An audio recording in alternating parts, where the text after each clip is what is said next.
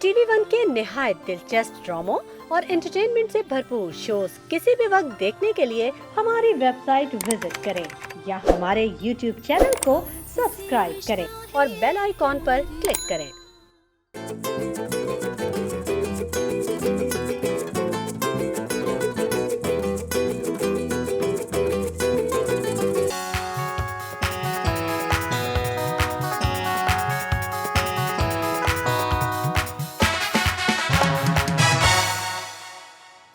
अस्सलाम वालेकुम ख़वातीन और हज़रात, very good morning to all of you. आप सबको द मॉर्निंग स्टार के एक शानदार शो में हम खुश आमदेद कहते हैं। अक्टूबर का महीना शुरू हो चुका है और अक्टूबर मार्क करता है पूरी दुनिया में ख़ज़ां के मौसम को।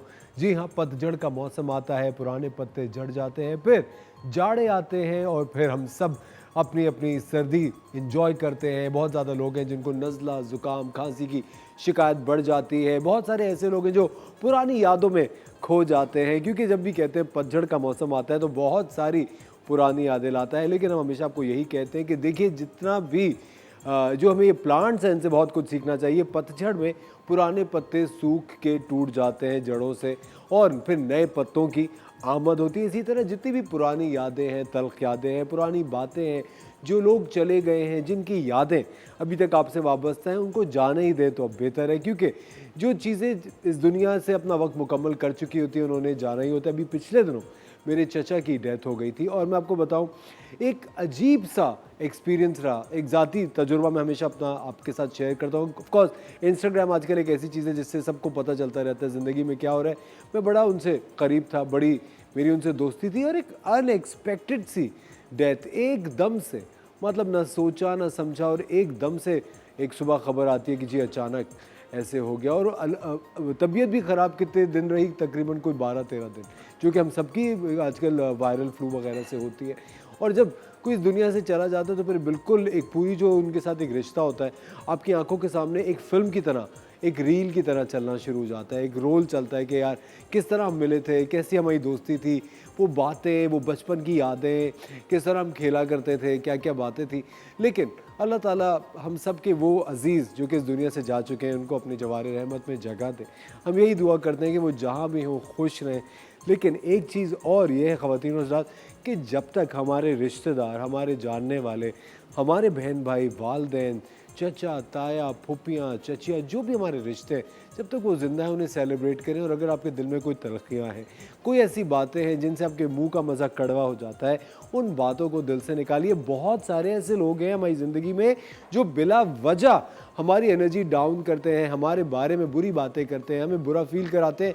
तो आप ये ज़रूर जानिए कि ये आपकी नहीं, उनकी बुरा होने की निशानदेही करते हैं। और आपको ये बहुत ज़्यादा ज़रूरी है कि इस तरह के लोगों को आइडेंटिफाई करें, इस तरह के लोगों को पहचानें कि यार जो बिला वजह आपका मूड ख़राब कर रहे होते हैं, एक्चुअली उनकी अंदर कोई, उनकी लाइफ के अंदर कोई प्रॉब्लम होती है जिसको आप किसी तरह बेहतर कर सकते हैं। इसी तरह के एक इंसान को मैं भी जानता हूँ। हमारे साथ है शेफ मुनीसा। सलाम शेफ मुनीसा, कैसी हैं आप? वालेकुम अस्सलाम, गुड मॉर्निंग। इतनी अच्छी बातें कर कैसे लेते हैं आप? बस देखिए, ट्रेनिंग है मेरी। ये ट्रेनिंग कौन दे रहा है आजकल?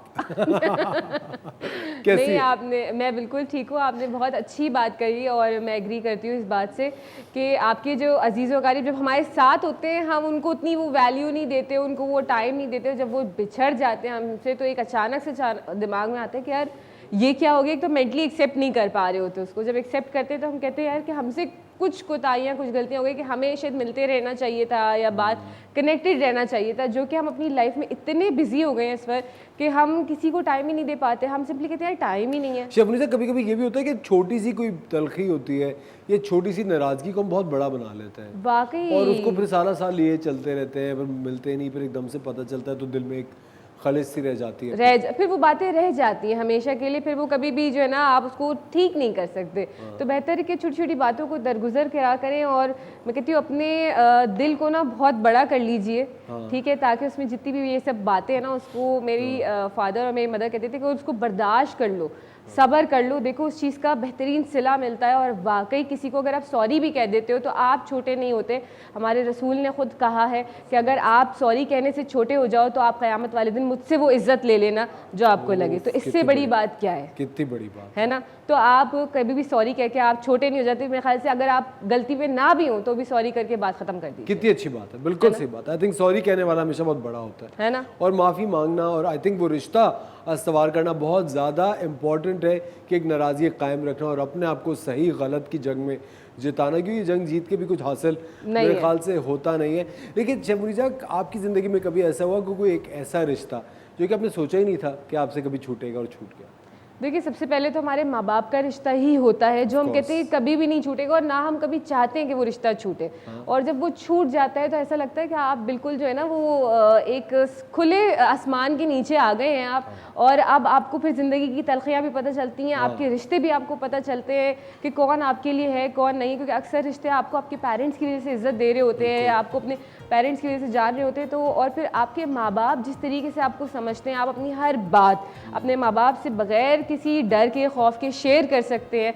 और आपको ये होता है कि यार हमें पता है कि हमारी मुश्किल इन्होंने सॉल्व कर देनी है, चाहे आप कितने बड़े हो जाए। इवन बीइंग अ पेरेंट, मैं खुद एक बच्चों की माँ होने के बाद भी मेरी अम्मी को मैं एक कॉल कर देती थी, मुझे ऐसा लगता था मेरी प्रॉब्लम सॉल्व हो गई हैं। तो अब मुझे ऐसा फील होता है कि अब कहीं भी कहीं फंसती हूँ तो मुझे होता है मैं किससे बात करूँ, किसको कॉल करूँ, किससे पूछूँ।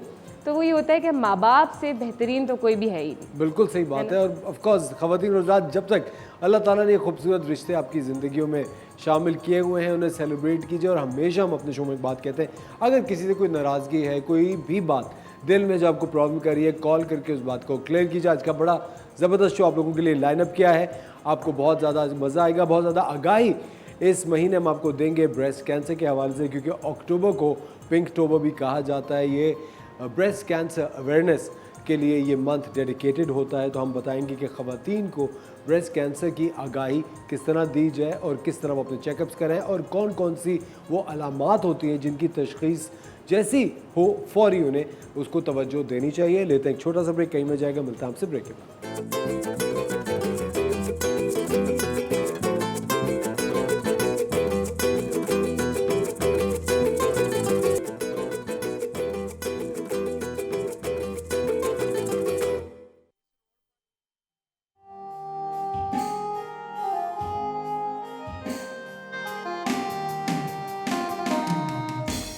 वेलकम बैक ख़वातीन और हज़रात, आप देख रहे हैं द मॉर्निंग स्टार। एक बार फिर आपको शो में खुशामदीद कहते हैं। वक्त हो जाता है चमकते चेहरे का, और चमकते चेहरे में आज कंट्रीब्यूट करने आई हैं आप सबकी फेवरेट डॉक्टर बिल्किस।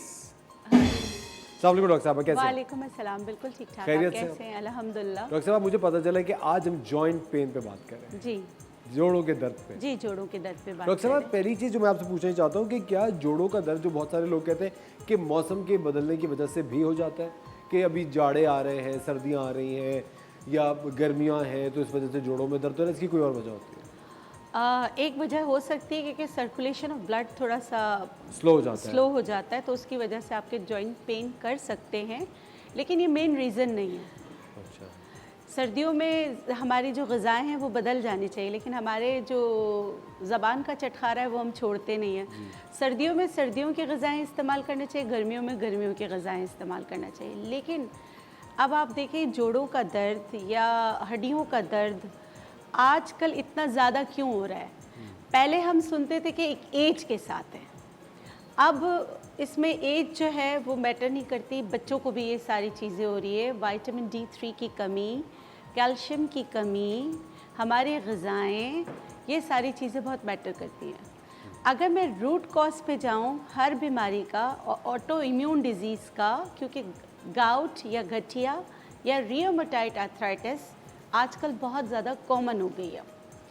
अब ये जो ऑटो इम्यून डिजीज़ कॉमन हो रही हैं या बहुत ज़्यादा हो रही हैं, तो इसका रूट कॉज में सबसे पहले आता है लेट मैरिजेस, बहुत ज़्यादा उम्र के साथ शादियाँ, उसके बाद माँ का स्ट्रेस में जो है ना, पूरा प्रेगनेंसी स्ट्रेस में रहना, उसके बाद हमारा जो तेल आजकल इस्तेमाल हो रहा है वो खाने के कुकिंग ऑयल। खाने कुकिंग ऑयल, अच्छा, ये सारी चीज़ें जिसको हम बिल्कुल नहीं सोचते, ये सारी चीज़ें जो रूट कॉज में ये सारी चीज़ें पाई जाती हैं। उसके बाद जाहिर सी बात है नाक़िस ग़िज़ाएँ, अपना चेकअप नहीं कराना, हर 6 महीने बाद आपको विटामिन D3, कैल्शियम, अपने जो बुनियादी टेस्ट है वो करा लेना चाहिए, लेकिन कराते ही नहीं। डॉक्टर साहब भाई जो कहते हैं कि सूरज से हमें विटामिन डी मिलता है जी। अब इसके बारे में भी बहुत सारी साइंस है। लोग कहते हैं कि हमें कुछ लोग कहते हैं कि बहुत अर्ली मॉर्निंग सूरज में बैठना चाहिए, कुछ कहते हैं कि कभी भी अगर 12 बजे भी नींद से जाके तो सूरज में जाके खड़े हो जाए, और कुछ लोग कहते हैं कि 1.5-2 घंटे रहो तो विटामिन डी की कमी जिस समय पूरी होती है, कुछ लोग कहते हैं 10 मिनट में पूरी हो जाती है। अच्छा देखिए, जब सूरज निकलता है तो एक कुछ मज़ाहिब में ऐसा है कि उसके सामने खड़े होकर उसकी पूजा की जाती है। कभी सोचा है क्यों? क्योंकि वो लोग अल्लाह ताला को उनकी बनाई हुई चीज़ों से पहचानते हैं। तो जब सूर्य नमस्कार एक योगा में भी है, जो उसकी रेजेस निकलती हैं, जब वो हमारी आँखों के अंदर जाती है तो कैंसर के चांसेस कम हो जाते हैं। तो जब निकलता हुआ सूरज होता है वो बहुत ज़्यादा स्ट्रॉन्ग होता है।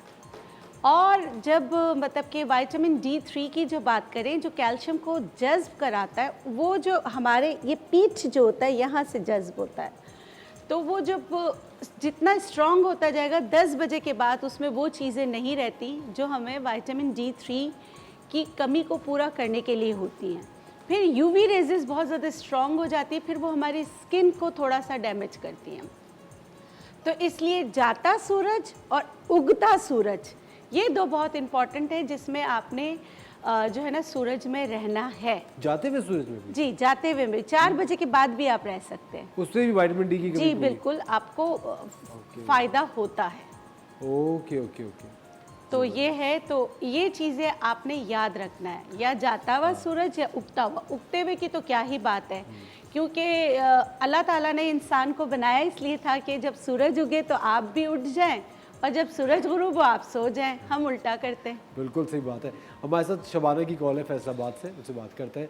जी अस्सलाम वालेकुम शबाना। हेलो जी, अस्सलाम वालेकुम। हेलो जी अस्सलाम वालेकुम। वालेकुम सलाम। जी शबाना, आपको आवाज़ आ रही है हमारी? हाँ जी, जी डॉक्टर साहब हमारे साथ हैं, क्या पूछना चाहेंगे? मैं पूछना चाहती हूँ कि ना मेरा गले में मसला है, थायराइड है, जो कहते हैं ना वो है बड़े हुए, तो इसलिए मैं उसके बारे में पूछना चाहती हूँ कि उसका कोई इलाज बेहतर बता दे दो। मुझे कुछ समझ नहीं आया। थायराइड का मसला है। अच्छा, थायराइड का मसला है। अच्छा, गले में सूजन है।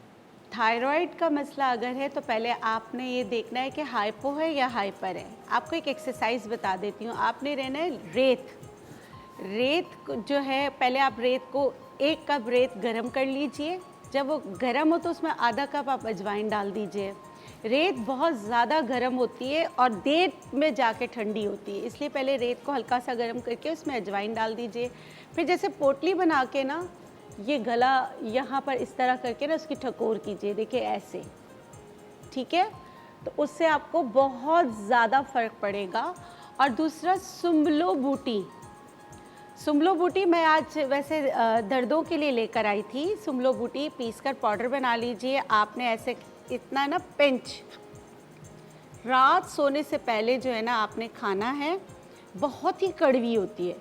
इसके ऊपर आपने पानी 1 घूंट आप पीना चाहें पी सकते हैं, उसके पानी नहीं पीना। आप देखेंगे इंशाअल्लाह थायराइड पेशेंट को जो जोड़ों में दर्द होता है उसमें भी आपको बहुत ज़्यादा फ़र्क पड़ेगा, और थायराइड का जो आपके लेवल्स हैं वो कंट्रोल होने में ये बूटी आपकी मदद करेगी।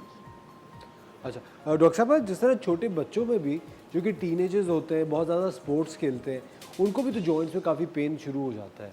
देखिए उसकी क्या वजह है? चोट लगती है, खेलते हैं, विटामिन D3 की कमी हो सकती है, कैल्शियम की कमी हो सकती है, फिर वो पानी नहीं पीते हैं, उनका हो सकता है कि यूरिक एसिड बढ़ रहा हो, और फ्रीजी ड्रिंक्स का बहुत ज़्यादा इस्तेमाल है, वो आपकी किडनी को प्रेशराइज करता है। ठीक है। तो इन सब चीज़ों के लिए घर में आसानी से आप अपने बच्चों को दे सकते हैं नींबू पानी। ठीक है। बहुत ही बेहतरीन चीज़ है। ये जोड़ों के दर्द के लिए आपके जी लिए? जी, मैं बच्चों की बात कर रही हूँ, क्योंकि वो पानी नहीं पीते, हमें फ़िल्टर प्लांट का ख्याल करना है। तो किडनी फ्रेंडली चीज़ें उन्हें दें ताकि वो जो फ़िल्टर प्लांट है वो साफ़ हो, तो उसके लिए नंबर 1 चीज़ है नींबू पानी। दूसरा, आप उनको जो है ना कैल्शियम के सोर्सेज देना है। अगर आपके घुटनों से भी पहले मतलब टक टक की आवाज़ें आना शुरू हो, कुछ लोग नमाज़ पढ़ते हैं तो उसमें भी आवाज़ें आना शुरू होती हैं, या आप नाखून देख लें, उसमें अगर वाइट आपको लगते पैचेस आ रहे हैं। हमारे बुज़ुर्ग कहते थे कि अगर नाखूनों पे एक पैच आया तो आपका एक दुश्मन है, सेहत का 2 आए तो 2 दुश्मन है। आप सब अपने नाखून देख ले, कितने सारे दुश्मन हैं आपके। मेरा तो मुझे लगता है एक ही है। एक ही है। ये रहा। मेरा मतलब है ये रहा, नजर आ रहा है। तो आप देख लें, इससे देखिए पुराने वक्तों में मिसालों के साथ समझाया जाता था। तो अगर एक नाखून पे वाइट निशान है तो एक दुश्मन है सेहत का। तो अगर जिनके बहुत सारे हैं तो क्या कितने दुश्मन हुए। इन सारे दुश्मनों को निकालने के लिए घर से साबूदाना बहुत अच्छा होता है, मगर साबूदाने को पकाना नहीं है। साबूदाने को पीसकर पाउडर बना लें। पाउडर बनाने के बाद आपने क्या करना है, 1 कप खौलता गर्म दूध लेना है, उसमें 1 चम्मच साबूदाना डाल दें। बच्चे तो थोड़ा सा शहद डाल दें, नहीं तो शहद भी ना डालें। सुबह खाली पेट दीजिए, मेरे कहने पे 15 दिन दीजिए, जो आपके जो दुश्मन बढ़ रहे हैं वो कम हो जाएंगे। और दूसरी चीज़, कोई चीज़ अल्लाह ताला ने बेकार नहीं बनाई। अंडे के छिलके कैल्शियम का ख़जाना है। अंडों के छिलकों को हम फेंक देते हैं, चाहे बॉइल्ड हो चाहे वैसे ही हमने बनाया हो। उसको आप अच्छी तरीके से साफ़ करें, उसके अंदर एक लेयर होती है, उसको साफ़ कर लें। उसको इतना पीसें कि वो टेल्कम पाउडर बन जाए। उसमें से पिंच बड़े बूढ़े बुज़ुर्ग छोटे बच्चे सबको देना शुरू कर दीजिए, तो इंशाल्लाह कैल्शियम डेफिशिएंसी जो है वो ख़त्म हो जाएगी। और एक और चीज़ मैं बताता चलूँ कि अंडे के जो छिलके हैं उनको अगर आप सुखा के पाउडर बना रहे हैं तो वो पाउडर थोड़ा सा अगर आप प्लांट्स में भी डालते हैं तो प्लांट ज़्यादा फूल देते हैं। बिल्कुल, और ज़्यादा फल देते हैं। जी जी, उनकी बिल्कुल। कैल्शियम की कमी वक्त भी हो जाता है दूर डॉक्टर साहब, होती एक है। छोटे से ब्रेक का। डॉक्टर साहब हमारे साथ हैं, कहीं मजा आएगा, मिलता है हमसे ब्रेक के बाद।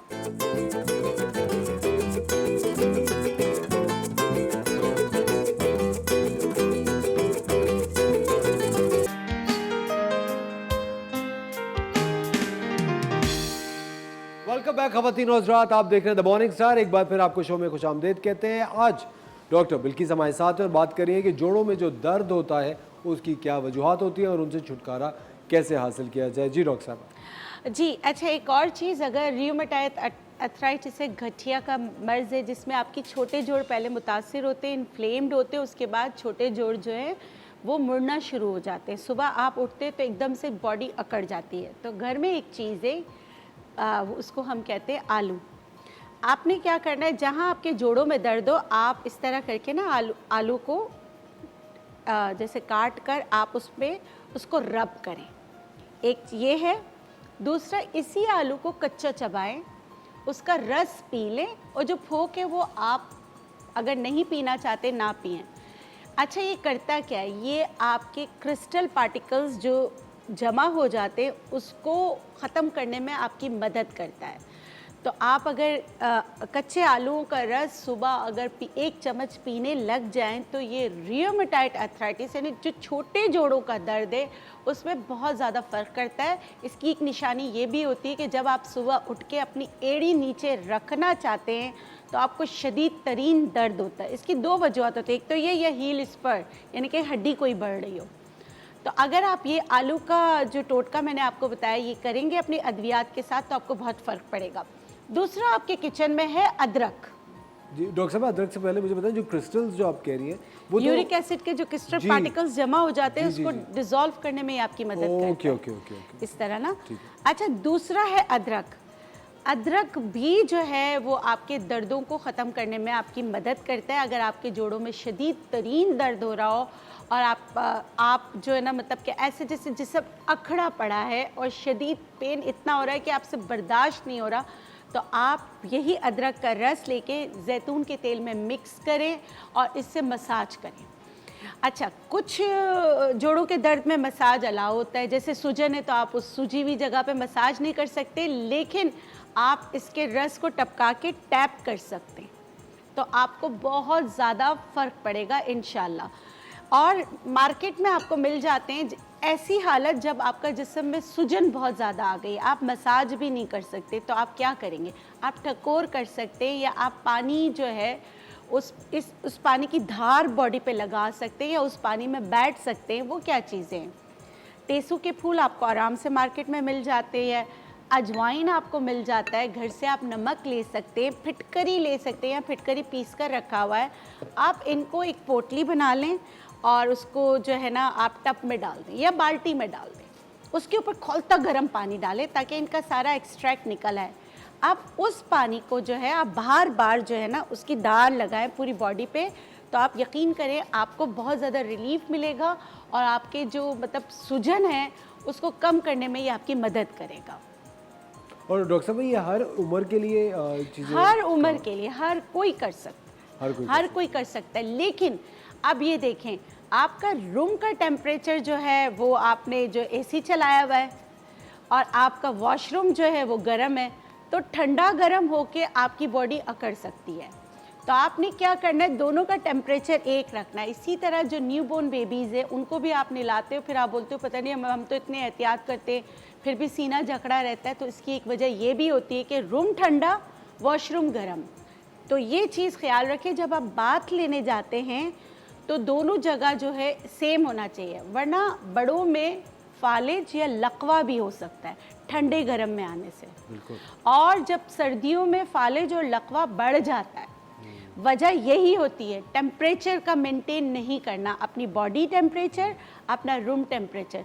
तो ये छोटी छोटी चीज़ें एहतियात है, इनका ख्याल करेंगे तो बड़ी बीमारियों से बच सकते हैं। बिल्कुल सही कह रही है डॉक्टर साहब। मैं आपको पता है कि 8-9 साल पहले दुबई में रहता था, तो वहाँ पे जब जून जुलाई आता था तो 50-52 डिग्री तक टेम्परेचर चला जाता है। तो बाहर कहीं निकलो ना तो बीच में सिर्फ सांस लेने के लिए शॉप्स में जाते थे कि एसी चल रहा होता था, ठंडा होता था, और उसके बाद वो इतने बुरे दिन होते थे, लगता था कि जिस्म बिल्कुल जैसे अकड़ चुका है, क्योंकि वो ठंडा गर्म इतना हो ठंडा रहा है, गर्म, जी क्योंकि हर बिल्कुल। चीज़ वहाँ सेंट्रली एयर कंडीशनड है और बाहर इतनी आग बरस रही होती थी, वो टेम्परेचर इतना ज़्यादा। फिर गाड़ी में आप सोचें एसी चल रहा है, बाहर उतरो तो इतनी गर्मी, फिर मॉल में इतना ठंडा, तो ये इतना ज़्यादा टेम्परेचर का वो होता था। डॉक्टर साहब मुझे एक बात ये बताएं कि वो कौन से प्रिकॉशनरी मेजर्स हैं जो कि हम करें कि ये जॉइंट पेन हो ही ना, यंग एज से कौन सी चीज़ें हमारी यूथ को करनी चाहिए कि इस तरफ जाए ही नहीं कि पेन्स हो ही ना आगे बढ़ के? सबसे पहले फ्रिजी ड्रिंक्स नहीं पीना चाहिए। ठीक है। अच्छा देखें, कभी कभी चीट डे होता है, कोई मसला नहीं, आप कर सकते हैं, लेकिन कुछ लोग तो एडिक्ट हो जाते हैं, जैसे उनको हर वक्त चाहिए, ये नहीं। मीठा थोड़ा कम कर दीजिए, नेचर से प्यार कीजिए, सुबह उठिए रात को सोइए, और जो कैल्शियम के सोर्सेज हैं उनका इस्तेमाल कीजिए। और अगर आपके फूड ग्रुप्स हैं जो अल्लाह ताला ने बनाए हैं तो आपको सब्जियां भी खाना है, आपको गोश्त भी खाना है, हर ग्रुप का आप जो है इंटेक कीजिए ताकि आप बीमारियों से बच सकें। और जो मौसम आ रहा होता है उससे पहले अल्लाह गफूरुर रहीम उसकी चीज़ें पहले से बेच देते हैं। जैसे डेंगू मलेरिया कितना फैला हुआ है, मगर जब डेंगू मलेरिया बरसात आने से पहले मार्केट में मीठे आ जाते हैं। बिल्कुल। अगर आप मीठे का जूस पी लें और मीठे का जूस लगा लें 15 से 20 दिन, मच्छर अगर आपको काटेगा भी तो भी मलेरिया नहीं होता। तो आप सोचें अल्लाह की कुदरत, मगर हम इस पे अमल नहीं करते। सर्दियों में बच्चों को यखनी लाजमी दें, लाजमी यखनी दें, मगर बच्चे पीते भी नहीं हैं और फिर उसमें इतने सॉसेस डाल देते हैं कि वो यखनी के जो असल जो उसके फ़ायदे हैं वो ख़त्म हो जाते हैं। जी बिल्कुल। तो ये सारी चीज़ें याद रखें। डॉक्टर साहब जो यखनी होती है अगर उसमें थोड़ा सा नींबू मिला दें? बिल्कुल, नींबू मिला सकते, काली मिर्च मिला सकते, अदरक लहसुन मिला सकते। टेस्ट बड देके आप अपने बच्चों को खुद डेवलप करें। चले आपने नहीं कि एक नस्ल ऐसी है जो बीच की जो मतलब है पहले जो थे वो बहुत ख्याल करते थे घरों में, पहले से ही सर्दियाँ आने से पहले अलसी के लड्डू बन जाते थे, अदरक के लड्डू बन जाते थे, लहसुन के लड्डू बन जाते थे। जो हमारी नस्ल आई जो उन्होंने इन सारी चीज़ों को वो गुलाम हो गए किसी के, डिस्कार्ड कर दिया। हाँ, ये उन्होंने चीज़ें कहा नहीं, पुराने कोई ज़माने ज़रूरत की नहीं है, बस फ्रिज से निकाला, पकाया, दे दिया इस तरह। मगर हमारी ही नस्ल के लोगों को मैं कह रही हूँ कि प्लीज़ आपने अपने बच्चों के साथ तो ज़्यादती की, मगर उनके बच्चों के साथ ज़्यादती ना करें। डॉक्टर साहब अभी ये भी तो हो गया ना कि अब आप देखें वो एक कैप्सूल है जिसके अंदर कहते हैं कि इसमें मछली, सब्जी, अर्कियात, मिनरल सब इस कैप्सूल में, एक कैप्सूल खा लें। आप इसके हक में हैं क्या? नहीं, मैं नहीं। ना, आप चाहती हैं कि नेचुरल चीज़ें खाई जाए? देखिए अब कुछ नहीं है तो फिर खा लें, हाँ, something is better than nothing. nothing। लेकिन डॉक्टर साहब जब आप फिजी ड्रिंक्स की बात करती हैं, बहुत सारे लोग ये मानते हैं कि खाने के बाद तो यार पीनी पड़ती है हाजमे के लिए, उसका अल्टरनेटिव क्या हो सकता है? मैं बताती हूँ, आप पहाड़ी पुदीना ले लें, सफ़ेद ज़ीरा ले लें और खाने का सोडा ले लें और गुड़ की शक्कर ले लें, इसको ब्लेंड करें, थोड़ा सा जायका जो है ना चेंज हो जाएगा, लेकिन बनेगी वही ड्रिंक। किसी दिन बना के बताऊंगी। बिल्कुल सही है। अगले सेगमेंट में, अगली एपिसोड में, किसी और शो में आप ये जरूर बना के मैं वो ड्रिंक्स बताऊंगी जो आपके टेस्ट बड को ख़राब नहीं करेंगे मगर आपको फ़ायदा ज़रूर देंगे। ज़बरदस्त। अच्छा डॉक्टर साहब, आप जानती हैं कि अक्टूबर का महीना ब्रेस्ट कैंसर अवेयरनेस का महीना है, आप क्या टिप्स देना चाहेंगी? देखिए वही वाली कि ना स्ट्रेस, टेंशन, डिप्रेशन से बचना चाहिए, नेचर के करीब आना चाहिए, अपनी बॉडी को डिटॉक्स करते रहना चाहिए और अपने आप को टाइम देना चाहिए। जो ब्रेस्ट कैंसर के हवाले से जो एक चेकअप का तरीक़ा है, ख़वातीन को उस पर अमल करना चाहिए। तो इंशाल्लाह और डरना नहीं चाहिए, घबराना नहीं चाहिए। अगर आप कुछ चीज़ महसूस करते हैं तो डॉक्टर से ज़रूर रुजू करें। बिल्कुल सही बात है। जबकि डॉक्टर्स ख़वातीन और हज़रात ये भी कहते हैं कि ख़वातीन को वक्तन फ़वक्तन चेकअप्स के लिए जाते रहना चाहिए, क्योंकि अब इस बात को हमें इस बात की आगाही फैलानी है, क्योंकि ब्रेस्ट कैंसर एक रियलिटी है और हम चाहते हैं कि हमारी जो कौम है और कौम की ख़वातीन है वो इस मुज़िम मर्ज से महफूज रहें। बहुत शुक्रिया doctor Bilkis, thank you very much. ख़वातीन और हज़रात, वक्त हो जाता है एक छोटे से ब्रेक का, मिलते हैं आपसे ब्रेक के बाद।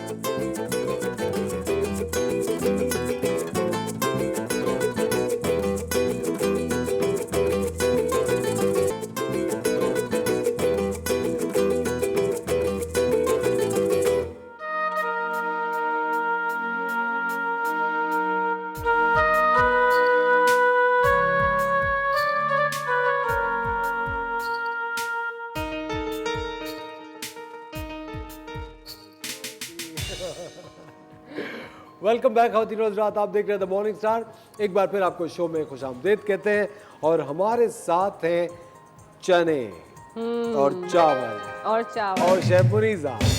बिल्कुल, अब जहाँ खाने पीने का सामान होगा वहाँ मैं होंगी, ताकि मैं उसको तैयार करके आप लोग सबको खिला सकूँ। ये कोई एहसान नहीं करी, आपको अच्छी खासी रकम मिलती है काम करने की। शेफ मुनीज़ा, क्या मतलब है आपका?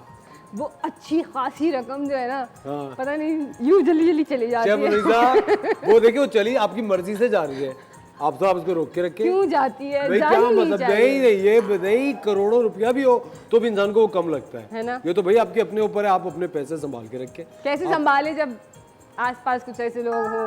क्या तो मैं ये चोरी कर रहा हूँ आपके पैसे?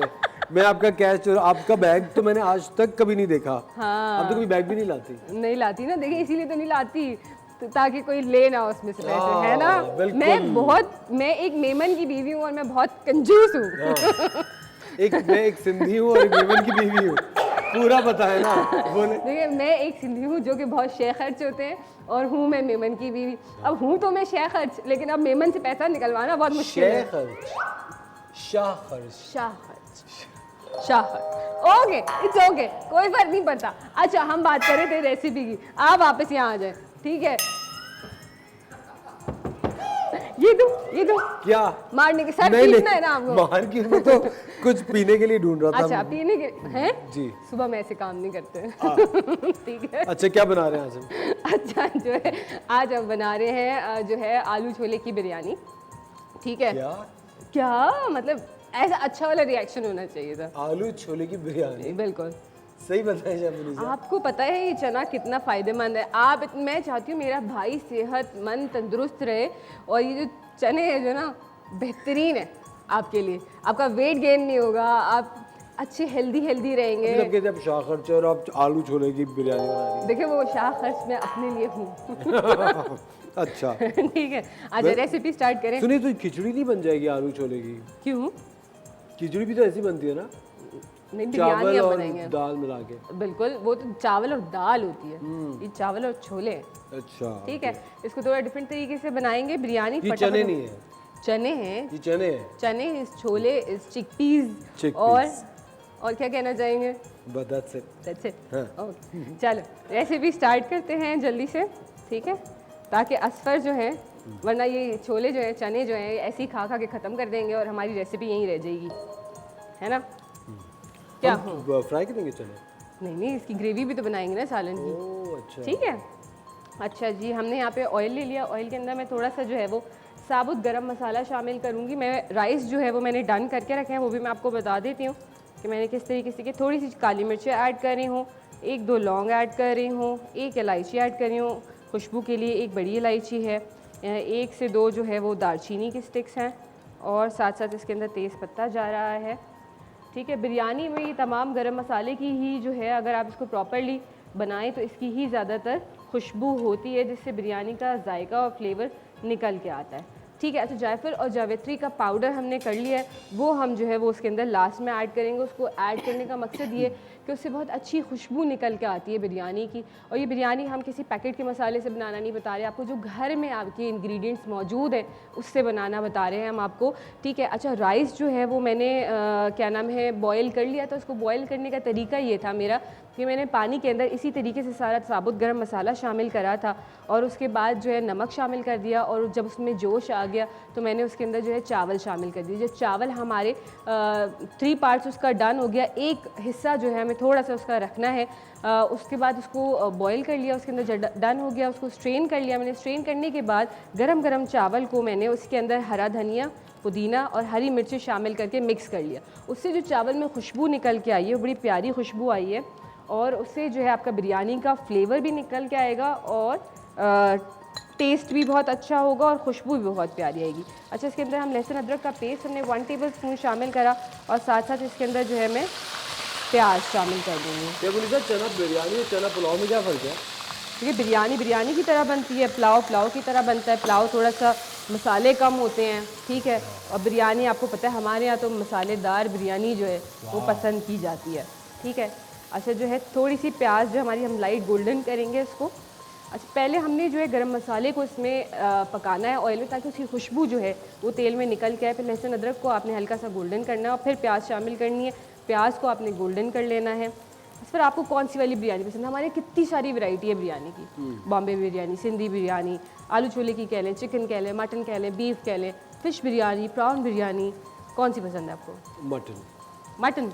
अच्छा, मुझे पर्सनली प्रॉन बिरयानी बहुत पसंद है। प्रॉन बिरयानी? हाँ, खाई है आपने कभी वो? ऑफ कोर्स खाइए। हैं? तो वो नहीं पसंद आपको? जहर लगती है मुझे। जहर लगती है। अच्छा, अब नाज़रीन, झींगा अगले हफ्ते बिरयानी में ना? हम बना रहे हैं झींगा बिरयानी। नहीं, झींगा बिरयानी मुझे लगता है मटन बिरयानी बहुत बेहतरीन। वो तो ऑब्वियसली, लेकिन बिरयानी जो है ना, मैं सच बात बताऊँ, वो बीफ की अच्छी लगती है। हाँ हाँ, हाँ। बिरयानी बीफ है। वोट ले लें आप, वोट ले लें। आज मेरी पार्टी में सब। नहीं, आई थिंक वो मुझे मटन बिरयानी, क्योंकि मैंने आई थिंक जब पहली बार जब मैंने बिरयानी खाई थी, वो मटन बिरयानी। वो मटन बिरयानी, वो कौन सी, कितने सालों पहले की बात है? वो जब 110। क्या? 110। नहीं, जब पहली बार अंग्रेजों ने हमला किया था ना मैंने तब खाई थी। खुश। अच्छा, वो जो नहीं, जब मुगलों का इंसान- दौर था जी। अच्छा, मुगलों। अरे तब वाह खाई थी, जी। तो वो वाली रेसिपीज बताएं ना, आप उस दौर से आए हैं। नहीं, मैं चाहता हूँ बस अब टाइम दफन हो मशीन से आए गए, आप। मुगलों के साथ खत्म हो चुके। नहीं, आप टाइम मशीन से आए हैं, ये बताएं। हाँ, अरे वाह, तो क्या क्या देखा आपने उस दौर में, ये बताएं। शेफ मुनीसा, कितने खुश होंगे, तब तो मैं नहीं थी ना। शेफ मुझे एक बात बताए, सिंधी बिरयानी में हाँ, और एक रेगुलर बिरयानी में क्या फ़र्क है? देखिए, बिरयानी, सिंधी बिरयानी ना बहुत ज़्यादा चटपटी और स्पाइसी होती है, ठीक है, और बॉम्बे बिरयानी थोड़ी सी हल्की होती है। बिरयानी भी जो है ना, हमारे यहाँ बड़ी इस पर बहस चल रही होती है कि कराची की बिरयानी है तो पंजाब का पुलाव है, और ये है और वो है। तो मैं कहती हूँ सबके अपने अपने खाने हैं, और सबके अपने अपने फ्लेवर्स हैं। जिसको जैसा पसंद है उसको वैसा खाने दीजिए। अगर उनको पुलाव टाइप को बिरयानी कहना है तो कहने दीजिए, खुश हैं वो खुश रहने दें, और क्या। सही है ना? सुने, मुझे एक बात बताइए, ये आलू छोले की बिरयानी कहाँ की ईजाद है? ये हमारी अपनी ईजाद है, पाकिस्तान में ही बनाई गई है। ये इंडिया से ऑब्वियसली मुग़लों के दौर से भी आई है, और मुग़लों के दौर में आपको पता है वो हकीम बैठ के वहाँ पे वो रेसिपीज़ क्रिएट करते थे, ताकि, और उनके अंदर ऐसे ऐसे इंग्रेडिएंट्स वो शामिल करते थे जिन इंग्रेडिएंट्स का हमारी जिस्म को फ़ायदा पहुँचे, जिसके न्यूट्रिशन से हमें सेहत अच्छी हो। ठीक है। अच्छा, हमने जो है अब आप देखिए, जो हम लोग क्रिएट कर रहे हैं रेसिपीज़, वो रेसिपीज़ ऐसी है कि जो सिर्फ और सिर्फ मुँह का जायका है, बाकी जो है उसकी न्यूट्रिशनल वैल्यू कुछ नहीं है। हम लोग बिल्कुल तबाह कर देते हैं रेसिपीज़ को। अच्छा, मैं इसके अंदर थोड़े मसाले भी शामिल कर दूँ। इसमें मैं हल्दी जो है वो ½ टीस्पून शामिल कर रही हूँ। हमने राइस जो है वो तकरीबन लिया है आधा किलो, ठीक है, और ये थोड़ा सा ज़ीरा पाउडर हम इसके अंदर शामिल करेंगे। थोड़ा सा धनिया पाउडर 1/2 टीस्पून शामिल करेंगे, ठीक है। और हरी मिर्चें हम इसके अंदर शामिल करें, 102 से 3 मैंने फाइन चॉप कर ली थी, वो हरी मिर्चें मैं शामिल कर रही हूँ इसके अंदर। और जनाब मैं इसके अंदर शामिल करूँगी लाल मिर्च, ठीक है, 1/2 टीस्पून लाल मिर्च और 1/2 टीस्पून कुटी हुई लाल मिर्च शामिल कर रहे हैं। और नमक हस्बे ज़ायका शामिल करेंगे, ठीक है। थोड़ा सा अभी हमने शामिल करा है, बाकी आप इसके फ्लेवर्स को जो है वो देख के बैलेंस कर सकते हैं, ठीक है। इसको अच्छी तरीके से भून लीजिए आप, ताकि जो है जितना अच्छा आपका सालन कोई भी बना रहे हैं उसको अच्छी तरीके से जब भुनाई करेंगे ना उसकी, तो फिर उसका जो फ्लेवर निकल के आएगा। अक्सर लोग, आई एम सॉरी मैं जाती हूँ अगर कहीं, और अक्सर इस तरह होता है कि वो सालन में जो है वो सब्जियाँ फ्लोट कर रही होती हैं, तैर रही होती हैं, प्याज और टमाटर। तो उसमें मैं आप लोगों को ये मशवरा दूंगी कि जब भी ये स्टेज होता है इसमें आप जो है प्याज है, टमाटर है, इसको अच्छी तरीके से भून लीजिए। जब ये डन हो जाए ना, जब आप इसको पहले तो मीडियम फ्लेम पे रखिए, जब ये टेंडर हो जाए उसके बाद आपने तेज़ फ्लेम करनी है और इसको चम्मच चला के जो है ना वो भून लेना है। अच्छा, अक्सर वो बेशतर ख़वातीन जो है वो सालन चढ़ा देती हैं और फिर जाती हैं आपके ड्रामे देखने बैठ जाती हैं, और फिर वो भूल जाती हैं कि किचन में खाना पक रहा है। तो वो जो है वो पकता रहता है 2-2 3-3 घंटे। मैं कहती हूँ ये कौन औरतें हैं जो इतने घंटे खाने पकाती हैं। पकता वैसे इतनी देर में है नहीं? नहीं असफर, देखिए मैक्सिमम आपको 30 मिनट चाहिए अगर चिकन की रेसिपी है, उसमें आप पूरी रेसिपी डन करके बना सकते हैं, ठीक है। हाँ अच्छा, हमारे यहाँ क्या है कि हम लोग को जो चीज़ आखिर में करनी है वो हम पहले कर रहे हैं, और जो चीज़ पहले करनी है तो आपको मैनेजमेंट नहीं आ रही है। तो जब हम सीख रहे होते हैं तो हमें सबसे पहले ये सिखाया जाता है कि जो चीज़ आपको आखिर में यूज़ करनी है आप उसको पहले करके अपना टाइम क्यों वेस्ट कर रहे हैं। अब जैसे अगर मैं बिरयानी बना रही हूँ तो मैं एक चूल्हे पे मैंने प्याज फ्राई करने के लिए रख दी, एक पे मैंने आलू फ्राई कर लिए, ठीक है, एक तरफ मैंने चावल बॉईल करने के लिए रख दिए, साथ साथ मैंने ग्रेवी बनाना शुरू कर दी। तो आपको क्या लगता है कि आधे घंटे में क्या हमारी बिरयानी नहीं बनेगी? बीमारी ये कहाँ पहुँच गई हैं आप शेफ मुनीसा? पता नहीं आपका दिमाग कहीं है इस वक्त और काम कुछ और कर रही है। हाँ बिल्कुल, दिमाग बहुत सारी जगहों पे लगा हुआ होता है इंसान का। जो इतने सारे पैसे आ रहे हो उनको भी तो कहीं ना कहीं एडजस्ट करना है। इसी काम के तो पैसे। शेफ मुनीसा वैसे ये सोच रही थी कि आप इतनी मेहनत कर रही हैं और उसके बाद उसमें आप आलू छोले डाल दी। यार ये भी अच्छी लगती है, कभी कभी सादी चीजें भी अच्छी लगती है, आप खुद आई थिंक बहुत सारे लोग अब वेजिटेरियन बन चुके हैं, है ना। हाँ। तो देखिए हम उनको जो है रेसिपीज डिफरेंट डिफरेंट दे रहे हैं ताकि वो जो है ना नए नए आइडियाज़ उनको मिलेंगे, किस तरीके से क्रिएटिव हो सकते हैं, किस तरीके से चीज़ों को यूटिलाइज कर सकते हैं। आपको पता है छोलों से आप फलाफिल बना सकते हैं, उससे अच्छे बहुत अच्छे रैप्स बना सकते हैं, आप हमस बना सकते हैं, आप डिफरेंट चीज़ों में इसको यूज़ कर सकते हैं। एक छोले से आप बताएं कितनी चीज़ें, बेसन बन रहा है, चने की दाल जो है सी से निकल के आ रही है, चना उससे है, तो आप कितनी सारी चीज़ें और इतनी एनर्जेटिक चीज़, हलवा बनता है, बिल्कुल ऐसे ही है, और बहुत सारी चीज़ें बनती हैं। हम मुर्ग छोले बनते हैं, बड़े मज़े के लगते हैं वो नाश्ते में अगर आप खाओ तो इस तरह कितनी चीज़ें हैं जो आप इससे एक इंग्रेडिएंट से कितना कुछ बना सकते हैं। पंजाब में बहुत ट्रेंड है मुर्ग छोले, है ना, और वो कितने मज़े के होते हैं वैसे, है ना।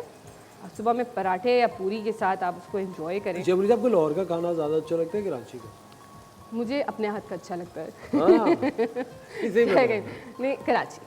हाँ, कराची है जी, वो तो है कि कराची में जो है हमारा खाना है, हमारे फ्लेवर्स हैं वो बहुत ज़्यादा निकल के आ रहे होते हैं। अच्छा आप देखिए इसमें ऑयल सेपरेट हो गया है और ये ऑलमोस्ट डन है। अच्छा चने तो हमारे ऑब्वियसली बॉइल्ड थे तो हमें इतना वो नहीं है, हम इसके अंदर चने शामिल करें। ये आधा किलो मैंने बॉयल किए हुए थे, लेकिन मैं इसके अंदर जो है तकरीबन 1 पाव के करीब शामिल कर रही हूँ। बाकी का जो है हम कुछ और मज़े का बनाएंगे, ठीक है। और ठीक है, इसके अंदर ये शामिल कर दिया। आलू मैंने थोड़े से फ्राई करके रखे थे, फुल डन नहीं करे थे, ये हाफ डन थे ताकि हमारी रेसिपी जो है वो जल्दी से बन जाए इसलिए, ठीक है। आलू हमने शामिल कर दिए इसके अंदर, और अब हम इसके अंदर जो है वो दही शामिल कर देंगे ताकि वो भी हमारे मसाले के साथ भुन जाए। तो बड़ी इंटरेस्टिंग रेसिपी है, मज़े की बनती है, बहुत अच्छी बनती है, ठीक है। तो ये हमने इसके अंदर दही शामिल कर दिया, ठीक है। प्याज हमने फ्राई कर ली थी, प्याज को हमने गोल्डन कर लिया था, वो भी मैं दिखा देती हूँ आपको। अच्छा इस पर अक्सर लोगों को शौक होता है तली हुई प्याज जो है वो चलते फिरते खाने का, क्रिस्पी होती है, बड़ी मज़े की लगती है। आपको पता है मैं जब हालात सही थे तो मैं पड़ोसी मुल्क जाता था, ठीक है, तो मैं 2-3 दफ़ा गया हूँ ना, तो मैं आपको बता रहा हूँ वहाँ पे लोग कहते हैं कि हमारी सकाफत और ये चीज़ें बहुत सिमिलर हैं। आपको पता है खानों का जायका बिल्कुल अलग है। वहाँ पे मैंने बिल्कुल जो जो वहाँ का टेस्ट था वो यहाँ होता ही नहीं, वो टेस्ट ही मुख्तलिफ है। अच्छा, एक तो उनके अक्सर और बेशतर जो है वो रेसिपीज़ में वो गुड़ का इस्तेमाल कर रहे होते हैं, जिसको वो जैगरी कह रहे होते हैं, ठीक है। और उनके यहाँ आप देखें वो चावल से दाल से कितनी क्रिएटिविटी के साथ बहुत सारी चीज़ें बना रहे होते हैं। ठीक है, ग्रेवी और क्रिएटिविटी को मिक्स आपने किया ना। ठीक है। ग्रेवी, हाँ सही कह रही है, सही बिल्कुल है। सही कह रही है। आप देखें हम लोग सिर्फ गोश्त मुर्गी पे ही अटके हुए हैं, वो क्या कुछ नहीं बना रहे, वो पनीर, उससे बहुत पनीर। पनीर से हर चीज़ उनकी, पनीर टिक्का बन रहा है, पनीर से वो रोल बना रहे, पनीर डिफरेंट ग्रेवीज में यूज़ कर रहे हैं, तो उसके तो साथ मुझे साथ मैंने इतने मज़े की दाल जो बॉम्बे में खाई है ना, इतनी अच्छी दाल होती है। आपको पता नहीं वो क्या चीज़ें होती हैं। मैं ये नहीं कह रहा कि हमारा खाना बुरा बुरा है, सही बात लेकिन मैं कह रहा हूँ मुख्तलिफ बहुत है, मुझे नहीं डिफरेंट सिमिलैरिटी है, बिल्कुल है, तंदूरी चिकन बिल्कुल मुख्तलिफ है। बिल्कुल चिकन ब्रोस्ट जो को अच्छा हमारे यहाँ जो खट्टे आलू बनते हैं और वहाँ के खट्टे आलू बिल्कुल अलग है। बिल्कुल अलग है, उनके चाट का तरीका, उनकी डिफरेंट चीज़ों का तरीका। अच्छा, उनके गोलगप्पे भी डिफरेंट है, उसके अंदर वो आलू की फिलिंग मैंने करते हैं। गोलगप्पे नहीं खाए। नहीं खाए वहाँ के? मैंने बहुत खाए हैं वहाँ के गोलगप्पे। तो जो है ना हमारा तो वो हम सब कजन्स जाते थे, हमारा कंपटीशन लगता था गोलगप्पों का, कौन कितने ज़्यादा खाता है। और उनका सर्व करने का तरीका बड़ा मज़े का होता है, वो सिंगल सिंगल रेडी करके आपको सर्व कर रहे होते हैं, तो बड़ा अच्छा सा तरीका लगता है। हमारे यहाँ तो वो एक प्लेट तैयार कर दी, ये लो खा लो। जूहू में, बीच पे, हाँ बिल्कुल। अच्छा, और इसके साथ साथ उनके वाकई उनके फ्लेवर्स बहुत अच्छे, हमारे फ्लेवर्स भी बहुत अच्छे, अपने आप को कभी भी जो है वो नहीं करना नहीं चाहिए। मैंने ये नहीं कहा, मैंने कहा हमारा बिल्कुल मुख्तलिफ है। हाँ, मुख्तलिफ, जैसे अगर मैं different है। वहाँ की निहारी खाऊं, क्योंकि आपको पता है मैं तो देसी खाने का बहुत शौकीन हूँ, मुझे ये इंग्लिश खाने इतने नहीं पसंद, मैं देसी बहुत शौक से खाता हूँ। और रोटी बहुत मस्त है मेरे हर खाने में। उनकी रोटी भी डिफरेंट है, आपको पता है सब ना, अलग। कितनी डिफरेंट है। अच्छा, वो रोटी जो है अक्सर रेस्टोरेंट्स में जो मैंने खाया है वहाँ पे, वो घर की रोटी की तरह, वो पतली चपाती टाइप जो होती है, जिस तरह हम घर में बनाते हैं उस तरह वो सर्व कर रहे होते हैं, फुल्का। और जो है इतना मज़े का, मुझे बड़ा उनका अच्छा लगा ट्रेंड जब मैंने वहाँ पे खाया था। तो वो आपने एक रोटी फिनिश करी और वो बंदा खड़ा रहता है वो रोटी के साथ, वो आपको फिर गरम गरम रोटी सर्व करता है। तो वो बड़ा अच्छा सा लगता है एक जेस्चर, कि वो किस तरीके से आप जब आ रहे हैं तो आपको किस तरीके से ट्रीट कर रहे हैं। एक बड़ा अच्छा सा फीलिंग आती है कि आपकी कोई पर्सनालिटी है जो इस तरह आपको ट्रीट किया जा रहा है। लेकिन इस तरीके से होना चाहिए हमारे यहाँ भी, कि अगर कोई रेस्टोरेंट में आप खाने जा रहे हो और आप पे कर रहे हो तो आपको इस तरीके से ट्रीट किया जाए कि जैसे कोई किंग है या कोई क्वीन है जो यहाँ पे आई है ना। अच्छा, आपको पता है मैं सारी बात क्यों बता रहा हूँ आपको? हाँ, क्यों? क्योंकि वहाँ पे पहली बार मैंने आलू छोले की बिरयानी का सुना था। ओह, क्योंकि बहुत सारे वेजिटेरियन लोग होते हैं, सही। तो वहाँ बहुत लोग आलू छोले की बिरयानी खाते हाँ बिल्कुल। अच्छा, मिडिल ईस्ट में भी छोलों का बहुत ज़्यादा यूजेज है, बहुत, जिस तरह फलाफिल हम बात कर रहे थे और हमस है और डिफरेंट चीज़ों में भी वो यूज़ कर रहे होते हैं। तो अलग अलग मुल्कों में अलग अलग चीज़ों के साथ इंग्रेडिएंट्स को यूटिलाइज़ किया जा रहा होता है और बनाया जा रहा होता है, और सब ही बहुत ज़्यादा अच्छे होते हैं फ्लेवर में। अच्छा, ये देखें आप, हमारा ये ऑलमोस्ट डन हो गया है। राइस मिला दें। राइस, ठीक है। अच्छा, मैं इसकी लेयरिंग कर देती हूँ। मैं थोड़ा सा इसके अंदर एंड में जो है वो पिसा हुआ गरम मसाला शामिल करूँगी, ठीक है। इसकी अपनी खुशबू आएगी, और जायफल जवित्री का पाउडर, जैसे कि मैंने आपको कहा था 1 पिंच आपने शामिल करना है, ज़्यादा नहीं वरना कड़वाहट आ जाएगी इसके अंदर, ठीक है। ये हमने मिक्स किया और इसके अंदर जाएगा लेमन जूस, ठीक है। थोड़ी चटपटी बनाएंगे ना हम बिरयानी, ठीक है। ये शामिल करा, और चाट मसाला शामिल करेंगे हम ज़्यादा 1 टेबलस्पून, ठीक है। ये हमने शामिल कर दिया इसके अंदर, दैट्स इट। बस इस तमाम चीज़ों को मिक्स करेंगे, थोड़ा सा पानी शामिल करेंगे और ऊपर चावल की लेयर दे देंगे, इस ही के ऊपर, बीच में लेयर नहीं दे रहे, ठीक है। पानी क्यों शामिल कर रहे हैं? पानी इसलिए कि जो है वो बहुत जल्दी ड्राई ना हो जाए दम के दौरान, ठीक है। बिल्कुल, हमने थोड़ा सा, आधे कप से भी कम हमने पानी शामिल करा है, और ग्रेवी रहे इसकी, वरना क्या होगा कि ऊपर बिल्कुल नीचे से ना वो लगना शुरू हो जाएगा, जलना शुरू हो जाएगा, ठीक है। आपको पता है हमारे घर के बनाने के तरीके बिरयानी को बिल्कुल डिफरेंट है, और जिस तरह कमर्शियली जो है देग बन रही होती है उसका तरीका, प्रोसीजर बिल्कुल डिफरेंट है,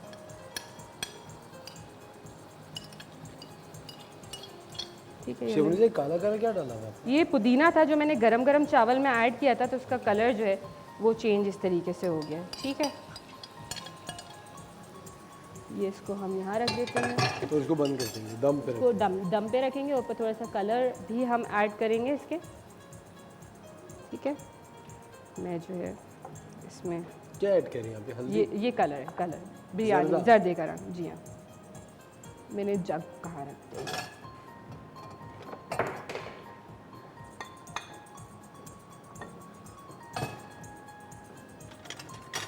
ठीक है, ये हमने इसके अंदर थोड़ा सा, अच्छा कभी कभी लोग कहते हैं ना अक्सर हमारी बिरयानी दम पे नहीं आ रही, तो आप थोड़ा सा दूध जो है वो शामिल कर दें, तो जो है आपकी बिरयानी जल्दी से दम पे आ जाएगी और आपका चावल नीचे लगेगा भी नहीं। ये एक टिप है। ठीक है, ये हमने थोड़ा सा इसको पानी में शामिल करके ऐड किया और थोड़ा सा हम इसको ऐसे ही स्प्रिंकल करेंगे इसको।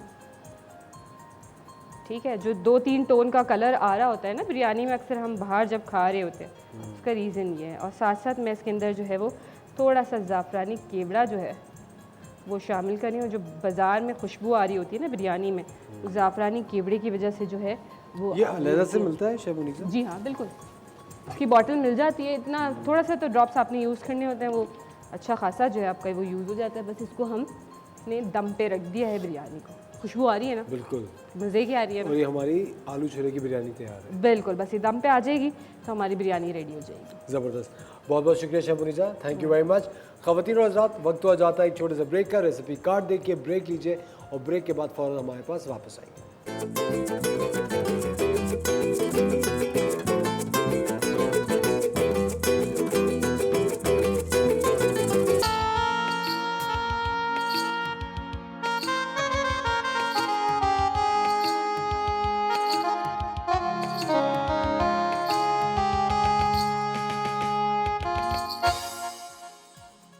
Welcome back ladies and gentleman, you watching the morning star. एक बार फिर आपको शो में खुशामदीद कहते हैं। जिस तरह मैंने आपको आज इंट्रोडक्शन में ये बताया था कि जो अक्टूबर है इसको पिंक टोबर कहा जाता है और ये पूरा महीना पूरी दुनिया में आगाही दी जाती है ब्रेस्ट कैंसर के हवाले से, जो कि ख़वातीन में एक बहुत ही कॉमन डिजीज़ पाई जाती है, जिससे हर साल बहुत सारी ख़वातीन अपनी जानों से हाथ धो बैठती हैं और हमें इसकी आगाही हर घर तक पहुंचानी है ताकि सारी ख़वातीन जो है वो बर वक्त अपना चेकअप कराएं और इस बीमारी से निजात हासिल कर सकें। हमारे साथ उमर आफ्ताब साहब मौजूद हैं जो कि CEO एंड फाउंडर है ऑफ पिंक रिबन। अस्सलाम वालेकुम sir. Sir thank you very much, you took time out. Thank you sir मुझे सबसे पहले ये बताइए पिंक रिबन बेसिकली क्या है और कब से पाकिस्तान में काम कर रहा है? देखिए, पाकिस्तान में अनफॉर्चुनेटली ब्रेस्ट कैंसर पूरे एशिया में सबसे ज़्यादा है जी। हर 9 में से एक खातून पाकिस्तान में ब्रेस्ट कैंसर के रिस्क पे है जी। जिसका मतलब ये है कि पाकिस्तान में 1 करोड़ से ज़्यादा ख़वातीन जो हैं वो ब्रेस्ट कैंसर के रिस्क पे हैं। 1 करोड़ से ज़्यादा जी। ख़वातीन रिस्क पे हैं। जी, इतनी अलार्मिंग सिचुएशन है। तो इसको देखते हुए 2004 में पाकिस्तान में पिंक रिबन कैंपेन का आगाज़ हुआ और इसका जो बेसिक ऑब्जेक्टिव था वो ये था कि अर्ली डिटेक्शन के बारे में अवेयरनेस जो है वो दी जा सके, क्योंकि जहाँ पे ये इतने अलार्मिंग स्टैट्स है वहाँ पे एक पॉजिटिव न्यूज़ ये है कि अगर ये अर्ली, एक तो ब्रेस्ट कैंसर वाहिद ऐसा कैंसर है जिसको अर्ली डायग्नोस किया जा सकता है और अगर इसको अर्ली डायग्नोस कर लिया जाए तो इसमें जो बचने के चांसेस हैं वो 90% से ज़्यादा। अच्छा। तो इसको लेके तो पिंक रिबन कैंपेन का पाकिस्तान में आगाज़ किया गया, बट अनफॉर्चुनेटली हमारे यहाँ ब्रेस्ट कैंसर से रिलेटेड जो है वो बहुत सारे टैबूज़ और मिथ्स और सोशल प्रेशर्स। तो शुरू के बहुत साल इस कैंपेन को सिर्फ यही चैलेंज रहा कि इस इशू के बारे में बात कैसे की जाए, क्योंकि हम जिस लेवल पे भी बात करते थे वहाँ पे आगे से एक बड़ी रेजिस्टेंस थी। लेकिन ये है कि हमने ये पिंक रिबन का सफ़र जो है ये जारी रखा और अल्हम्दुलिल्लाह बहरहाल अब ये है कि इस इशू के ऊपर बात हो रही है। सर मुझे एक बात बताएं उमर साहब, what are the basic taboos, वो क्या है जो फेस करते हैं? देखिए, एक तो ये कि कोई भी ऐसी, एक तो ये कि हमारे यहाँ कोई भी चीज़ औरत से रिलेटेड, क्योंकि we are a very patriarchal society. अच्छा, फिर वो अगर विमेन सेक्सुअलिटी से रिलेटेड कोई चीज़ हो तो वो और बड़ा इशू जो है वो बन जाता है कि आप ये कैसी बात कर रहे हैं। बिल्कुल एग्जैक्टली। तो ये मतलब हमने ये देखा कि बहुत सारे अच्छा, फिर शुरू में तो ये इवन मेट्रोपॉलिटन सिटीज़ यानी कि कराची, लाहौर, इस्लामाबाद में भी इसके बारे में बात करना जो है वो बड़ा मुश्किल रहा। मुझे आज भी याद है जब हम शुरू में अपना यूथ प्रोग्राम शुरू कर रहे थे और मैं एक लाहौर के एक बड़े प्रोग्रेसिव गर्ल्स कॉलेज में गया और वहाँ की बड़ी प्रोग्रेसिव प्रिंसिपल थी, बट उन्होंने मुझे मना कर दिया। उन्होंने कहा जी नहीं, ये तो टॉपिक बड़ा सेंसिटिव है, हम तो इस पर बात नहीं कर सकते। अच्छा, फिर ये है कि अदरवाइज़ हमारी सोसाइटी में बहुत सारे, जैसे अभी भी इस दौर में आप ये देखें कि हमारे बहुत सारे जैसे सदर्न या रूरल इलाकों में ये समझा जाता है कि जी ये कोई काले जादू से का असर है, या ये है कि ऐसे भी मिथ्स हैं कि जी ये खातून ने कोई ऐसा गलत काम किया जिसकी वजह से उसको जो है वो ब्रेस्ट कैंसर हो गया। अब देखें कैंसर क्या है। कैंसर ये है कि हमारे जिस्म में हर वक्त जो ब्लड सेल्स हैं वो बनते और ख़त्म होते रहते हैं। किसी स्टेज पे अगर जो सेल्स ख़त्म हो रहे हैं और जो बन रहे हैं उनकी रेशो जो है वो फ़र्क हो जाए तो वो एक ट्यूमर की शक्ल इख्तियार कर लेता है, और वो ट्यूमर ख़वातीन में ज़्यादातर ब्रेस्ट कैंसर की शक्ल में फिर अपीयर होता है। अब ये एक बिल्कुल एक जिस्म के अंदर की एक डेवलपमेंट है, एक बीमारी है जिसका किसी एक्सटर्नल फैक्टर से बिल्कुल कोई ताल्लुक़ नहीं है। बिल्कुल। तो लेकिन स्टिल मतलब ये है कि जो सबसे बड़ा ब्रेस्ट कैंसर पे इशू आज तक रहा और आज भी है वो ये है कि ये जो साइकोलॉजिकल बैरियर है और ये जो मिथ्स एंड मिसकंसेप्शंस हैं और टैबूज़ है, इससे फ़ाइट करना। अभी भी हम देखते हैं बहुत सारे केसेस में कुछ अर्सा पहले हमें एक हेल्पलाइन पे एक बच्ची की कॉल आई, वो उसको डायग्नोज हो गया ब्रेस्ट कैंसर, बट उसकी फैमिली ने उसको घर में बंद कर दिया, उसका ट्रीटमेंट नहीं कराया। जब ये अगर वक्त पे डायग्नोज हो जाए तो उसका इलाज करा उसका, और फिर ये कि इससे बचा जा मतलब इसमें सर्वाइवल रेट 90% से ज़्यादा है। और ये सारी कैंपेन रन करने का मकसद ही ये है कि हम अर्ली डिटेक्शन के बारे में बात करें और ख़वातीन को बताएं। अच्छा, बल्कि अब ये है कि एक स्टेप बल्कि गोइंग फॉरवर्ड, अब मेडिकल साइंस ये बता रही है कि 40% कैंसर और ब्रेस्ट कैंसर से प्रिवेंशन पॉसिबल है लाइफस्टाइल चेंज से। यानी कि अगर हम अपनी ईटिंग हैबिट्स चेंज करें, हम अपनी फ़िज़िकल एक्टिविटी चेंज करें, हम अपनी मेंटल हेल्थ जो है उसको इम्प्रूव करें, तो हम इनफैक्ट बच सकते हैं कैंसर होने से। बिल्कुल। और अब इस साल की जो हमारी कैंपेन है उसका बल्कि इनफैक्ट फोकस इसी बात पे है कि हम ये एक पॉजिटिव मैसेज लेके जाएं कि हम ये अवेयरनेस पैदा करें कि इसको हमें ब्रेस्ट कैंसर पहले स्टेप पे तो हम उससे बचने की तदबीर करें, और खुदा न खास्ता अगर किसी को होता है तो वो अर्ली डायग्नोसिस पे जाए ताकि उसकी ज़िंदगी जो है बचाई जा सके। लेकिन उमर साहब मुझे एक बात ही बताएं कि क्या इसकी आगाही देने के लिए ख़वातीन का ही इस्तेमाल किया जाए कॉलेजेस में, यूनिवर्सिटीज़ में या टेलीविज़न पे? क्योंकि ऑफकोर्स हमारी जो सोसाइटी है, जिस तरह आपने अभी कहा कि मर्द अगर इस बारे में बात करें तो ऑफकोर्स बहुत सारी ख़वातीन भी और मर्द हज़रात ख़ुद भी नहीं चाहेंगे इस बारे में बात करना, क्योंकि ऑफकोर्स हमारे यहाँ एक थोड़ा सा एक पर्दा रहता है बिल्कुल ख़वातीन के साथ इस तरफ जाते हुए भी। तो डू यू थिंक कि पिंक रिबन ने ये कदम उठाया कि ख़वातीन के थ्रू ही बिल्कुल हमारा फॉर एग्जांपल हमारा एक बहुत बड़ा यूथ प्रोग्राम है। हम हायर एजुकेशन कमीशन के साथ तकरीबन अब 10 साल से पाकिस्तान में हर मतलब कराची से पेशावर तक और बड़े से छोटे कॉलेजेस तक जो है अवेयरनेस प्रोग्राम लेके जाते हैं, और वो बिल्कुल वो ख़वातीन ही ख़वातीन से बात करती हैं वो।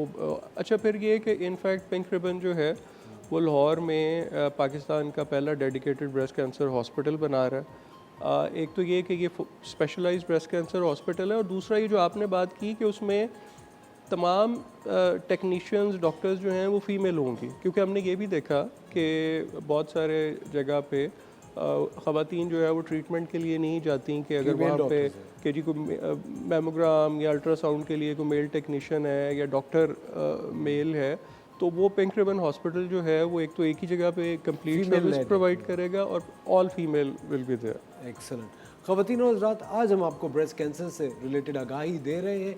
ब्रेस्ट कैंसर की अवेयरनेस पैदा करना, इसके बारे में आगाही को उजागर करना हम सब का एक फ़र्ज़ है। मैं चाहता हूँ कि जितने भी लोग इस वक्त हमारा शो देख रहे हैं, ब्रेस्ट कैंसर के चेकअप्स को आम किया जाए।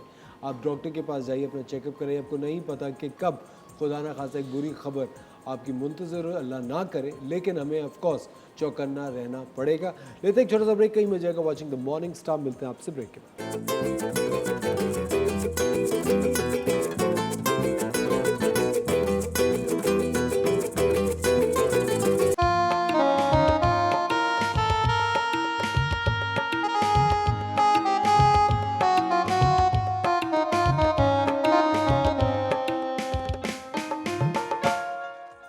Welcome back ladies and gentleman, you watching the morning star. एक बार फिर आपको शो में खुशामदीद कहते हैं। आप लोग जानते हैं अक्टूबर का महीना पूरी दुनिया में ब्रेस्ट कैंसर अवेयरनेस से रिलेटेड है। हम चाहते हैं कि ब्रेस्ट कैंसर की आगाही हर घर तक पहुंचे ताकि हमारे मुल्क की ख़वातीन महफूज रहें। हमें ज्वाइन किया है डॉक्टर सना ज़ीशान ने, जो कि ब्रेस्ट सर्जन है एट आगा खान यूनिवर्सिटी हॉस्पिटल। अस्सलाम वालेकुम डॉक्टर साहब। वालेकुम सलाम। बहुत शुक्रिया आपने वक्त निकाला। Thank you so much. अच्छा डॉक्टर साहब, सबसे पहले मैं आपसे पूछना चाहता हूँ कि अर्ली डायग्नोसिस, तशखीस का सही वक्त क्या है? देखिए, ब्रेस्ट कैंसर एक ऐसी बीमारी है जिसको आप जल्दी डिटेक्ट कर सकते हैं, ठीक है, इससे पहले कि वो स्प्रेड हो। अच्छा, जल्दी हाउ अर्ली, किस उम्र में? देखिए, इसका मतलब ये होता है कि ब्रेस्ट कैंसर के जो साइंस एंड सिम्टम्स हैं वो नमूदार या नुमाया होने से पहले अगर बीमारी को पकड़ लें, that is called early detection. ठीक है। यानी वो वाजे नहीं है, I am healthy, the woman is healthy, उसे कोई सिम्टम, कोई कंप्लेन नहीं है, उसके बावजूद उसके बनते हुए या शुरू होते हुए ब्रेस्ट कैंसर को पकड़ लेना अर्ली डिटेक्शन कहलाता है। वो उम्र बलूगत के बाद है, मतलब प्यूबर्टी के बाद होता है? मोस्टली ब्रेस्ट कैंसर बड़ी उम्र की ख़वातीन में होता है, 40 साल से बड़ी। लेकिन हमारे मुल्क में यंग ब्रेस्ट कैंसर भी बहुत पाए गए हैं और इवन 20s में भी ब्रेस्ट कैंसर मिला है। रेयर है लेकिन अनरिपोर्टेड नहीं है। ओके, लेकिन डॉक्टर साहब इसकी वजूहात क्या क्या हो सकती हैं? देखिए, मेजॉरिटी केसेस जो हमारे रफली मैं कहूँ 80 to 85% केसेस में हमें वजह नहीं पता। हमें क्या, वेस्टर्न डॉक्टर्स को भी नहीं पता, रिसर्च अभी तक वहाँ पहुँची नहीं है कि हम आपको बता सके ब्रेस्ट कैंसर क्यों हुआ। स्पोराडिकली, रैंडमली किसी भी औरत को हो सकता है अचानक से।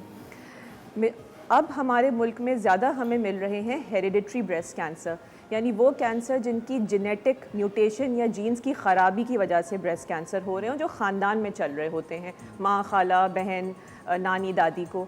वो हमारे पास तकरीबन 5 से 10% होते हैं। और बाकी जो बिल्कुल मामूली से रिस्क फैक्टर्स हैं वो ये कि जिसमें औरत ने अपने बच्चों को दूध ना पिलाया हो, जिन औरतों के बच्चे नहीं हुए हों, जिन्होंने बहुत लंबे अरसे के लिए बैरूनी ज़राए से हार्मोनल टैबलेट्स खाई हों, जिसमें ओरल कॉन्ट्रासेप्टिव पिल्स और मेनोपॉज के बाद हार्मोन रिप्लेसमेंट थेरेपी आ जाती है। मोटापा is a risk factor. Smoking और अल्कोहल कंजम्पशन हमारे यहाँ इतनी ख़वातीन नहीं करती, लेकिन जिस ममालिक में ये पाया है हैबिट्स, वहाँ पे ब्रेस्ट कैंसर बहुत मिलता है। विटामिन डी की कमी को भी ब्रेस्ट कैंसर से एसोसिएटेड देखा गया है। लेकिन ये सारे वो फैक्टर्स हैं जो सिर्फ चंद मामूली तौर पे रिस्क को बढ़ाते हैं ब्रेस्ट कैंसर को। मेजॉरिटी केसेस में हमें वजह नहीं पता। अच्छा डॉक्टर साहब, क्या अनमैरिड ख़वातीन में भी यही वाले सिम्टम्स हो सकते हैं? जी यही वाली बिल्कुल। वजूहात हो सकती हैं? जी बिल्कुल। अनमैरिड में रिस्क थोड़ा ज़्यादा होता है बिकॉज उनके औलाद नहीं हुई होती है, उन्होंने ब्रेस्ट फीड नहीं कराया हुआ होता है, जिसकी वजह से उनके ब्रेस्ट सेल्स मैच्योर नहीं होते, इमेच्योरिटी में रहते हैं, तो उनमें ब्रेस्ट कैंसर होने का रिस्क निस्बतन ज़्यादा होता तो है। ब्रेस्ट फीडिंग एक प्रिवेंटिव मेजर भी हो सकता है? ब्रेस्ट कैंसर प्रोटेक्टिव होता है, ठीक है। ब्रेस्ट कैंसर के रिस्क को कम करता है, लेकिन ज़ीरो कभी नहीं करता। ये नहीं हम कह सकते कि 2 साल फीड कराया तो ब्रेस्ट कैंसर कभी नहीं होगा, ज़ीरो नहीं करता वो रिस्क को। ऑलराइट। अच्छा डॉक्टर साहब, अर्ली डिटेक्शन में वो कौन सी चीज़ें हैं जिसकी तरह से आप तशखीस कर सकते हैं कि अगर बहुत सारी ख़वातीन हैं जिनके लिए मैं अगर इंटरनेशनल शोज़ को भी देख रहा होता हूँ तो वो ट्यूटोरियल्स दिखा रहे होते हैं कि you can get a checkup done at home also, आप खुद भी अपने आप को चेकअप कर सकते हैं। वो क्या क्या चीज़ें होती हैं जिससे डिटेक्ट हो सकता है? असफर में इसमें 2 चीज़ें इंपॉर्टेंट होती हैं, एक सेल्फ ब्रेस्ट एग्जामिनेशन यानी अपना खुद मुआयना करना, और दूसरा सालाना मैमोग्राम जो सिंपल एक ब्रेस्ट का एक्सरे होता है। सेल्फ ब्रेस्ट एग्जामिनेशन की बेशतर वीडियोस अवेलेबल हैं इंटरनेट पे, यूट्यूब पे। बिल्कुल हमारी अपनी भी वीडियोस बनाई हुई मौजूद हैं जिसमें हर औरत को वंस शी हिट्स प्यूबर्टी, बच्चियां जो है हमारी और ख़वातीन, उनको महीने में एक दफ़ा अपने ब्रेस्ट को चेक करना है। बहुत सिंपल स्टेप्स हैं, 2 से 3 मिनट लगते हैं, वीडियोस अवेलेबल है, वो देख के फॉलो कर सकते हैं। और ब्रेस्ट में कोई चीज़ अगर वो पिक करें तो वो डॉक्टर को रिपोर्ट करें। दूसरी चीज़ अर्ली डिटेक्शन की जो सबसे ज़्यादा इंपॉर्टेंट है वो है मैमोग्राम।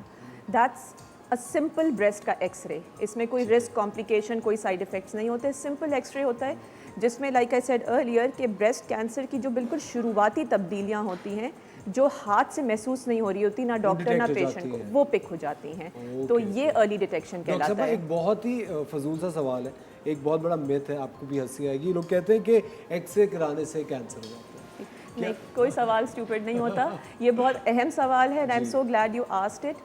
एक्सरे से कोई कैंसर नहीं होता नहीं है। होता ना। बोन का एक्सरे कराते हैं, फेफड़ों का एक्सरे कराते हैं। आई एम श्योर आपका, मेरा, हम लोग का कितने एक्सरे हज़ारों बार, ज़िंदगी में हो बिल्कुल, चुके हैं। absolutely। मैमोग्राम बिल्कुल सेफ़ है, साल में एक दफ़ा, और वो ख़वातीन जो 40 इयर्स की हो चुकी हैं उसके बाद वंस अ ईयर उन्हें कराया लाजमी जाता कराना, है, डेफिनेटली। कराते रहना चाहिए। बिल्कुल। अच्छा डॉक्टर साहब, मुझे एक बात ये बताएं कि कितनी ज़्यादा फिजिकल फिटनेस और कितनी ज़्यादा एक डाइट को अगर हम लोग रेगुलेट करें, ख़वातीन रेगुलेट करें, तो इससे बचा जा सकता है? अच्छा, अब तक कोई ऐसा डाइटरी फैक्टर मिला नहीं है जिस पे हम हतमी तौर पे कह सकें कि ये ब्रेस्ट कैंसर की वजह है। बहुत अगेन वो मिथ्स हैं कि प्रोसेस्ड मीट हो गया या मिल्क है, ये सब अभी रिसर्च लेवल पे है। ये प्रूवन फैक्ट्स नहीं है कि हम कहें कि आप प्रोसेस्ड मीट ना खाएं ब्रेस्ट कैंसर से बच जाएंगे, ऐसा नहीं है। विटामिन डी की डेफिशिएंसी यानी विटामिन डी की खून में कमी, उसका आजकल अब पेपर्स आ रहे हैं जो रिस्क से एसोसिएटेड है, यानी विटामिन डी को लेवल्स पे होना ज़रूरी है। तो लाइक आई सेड, डाइट का इसमें कोई डायरेक्ट लिंक नहीं है। Physical fitness, physical fitness is important, क्योंकि मोटापा जो होता है, जो चर्बी होती है, चर्बी से ख़वातीन और मर्दों में भी ईस्ट्रोजन हार्मोन बनता है। ईस्ट्रोजन हार्मोन एक ऐसा हार्मोन है जिसकी वजह से फीमेल जेंडर, हम फीमेल्स हैं, वो ब्रेस्ट कैंसर के रिस्क को डेफिनेटली बढ़ाता है। तो मोटापा, एक्सेसिव चर्बी आपका ब्रेस्ट कैंसर का रिस्क बढ़ाती है, इसलिए physical fitness is extremely important to reduce the risk. Okay ख़वातीन और हज़रात, वक्त हो जाता है एक छोटे से ब्रेक का। हमारी डिस्कशन जारी है ब्रेस्ट कैंसर अवेयरनेस के कॉन्टेक्स्ट में। हम लेते हैं एक छोटा सा ब्रेक, कहीं में जाएगा, मिलते हैं आपसे ब्रेक के बाद।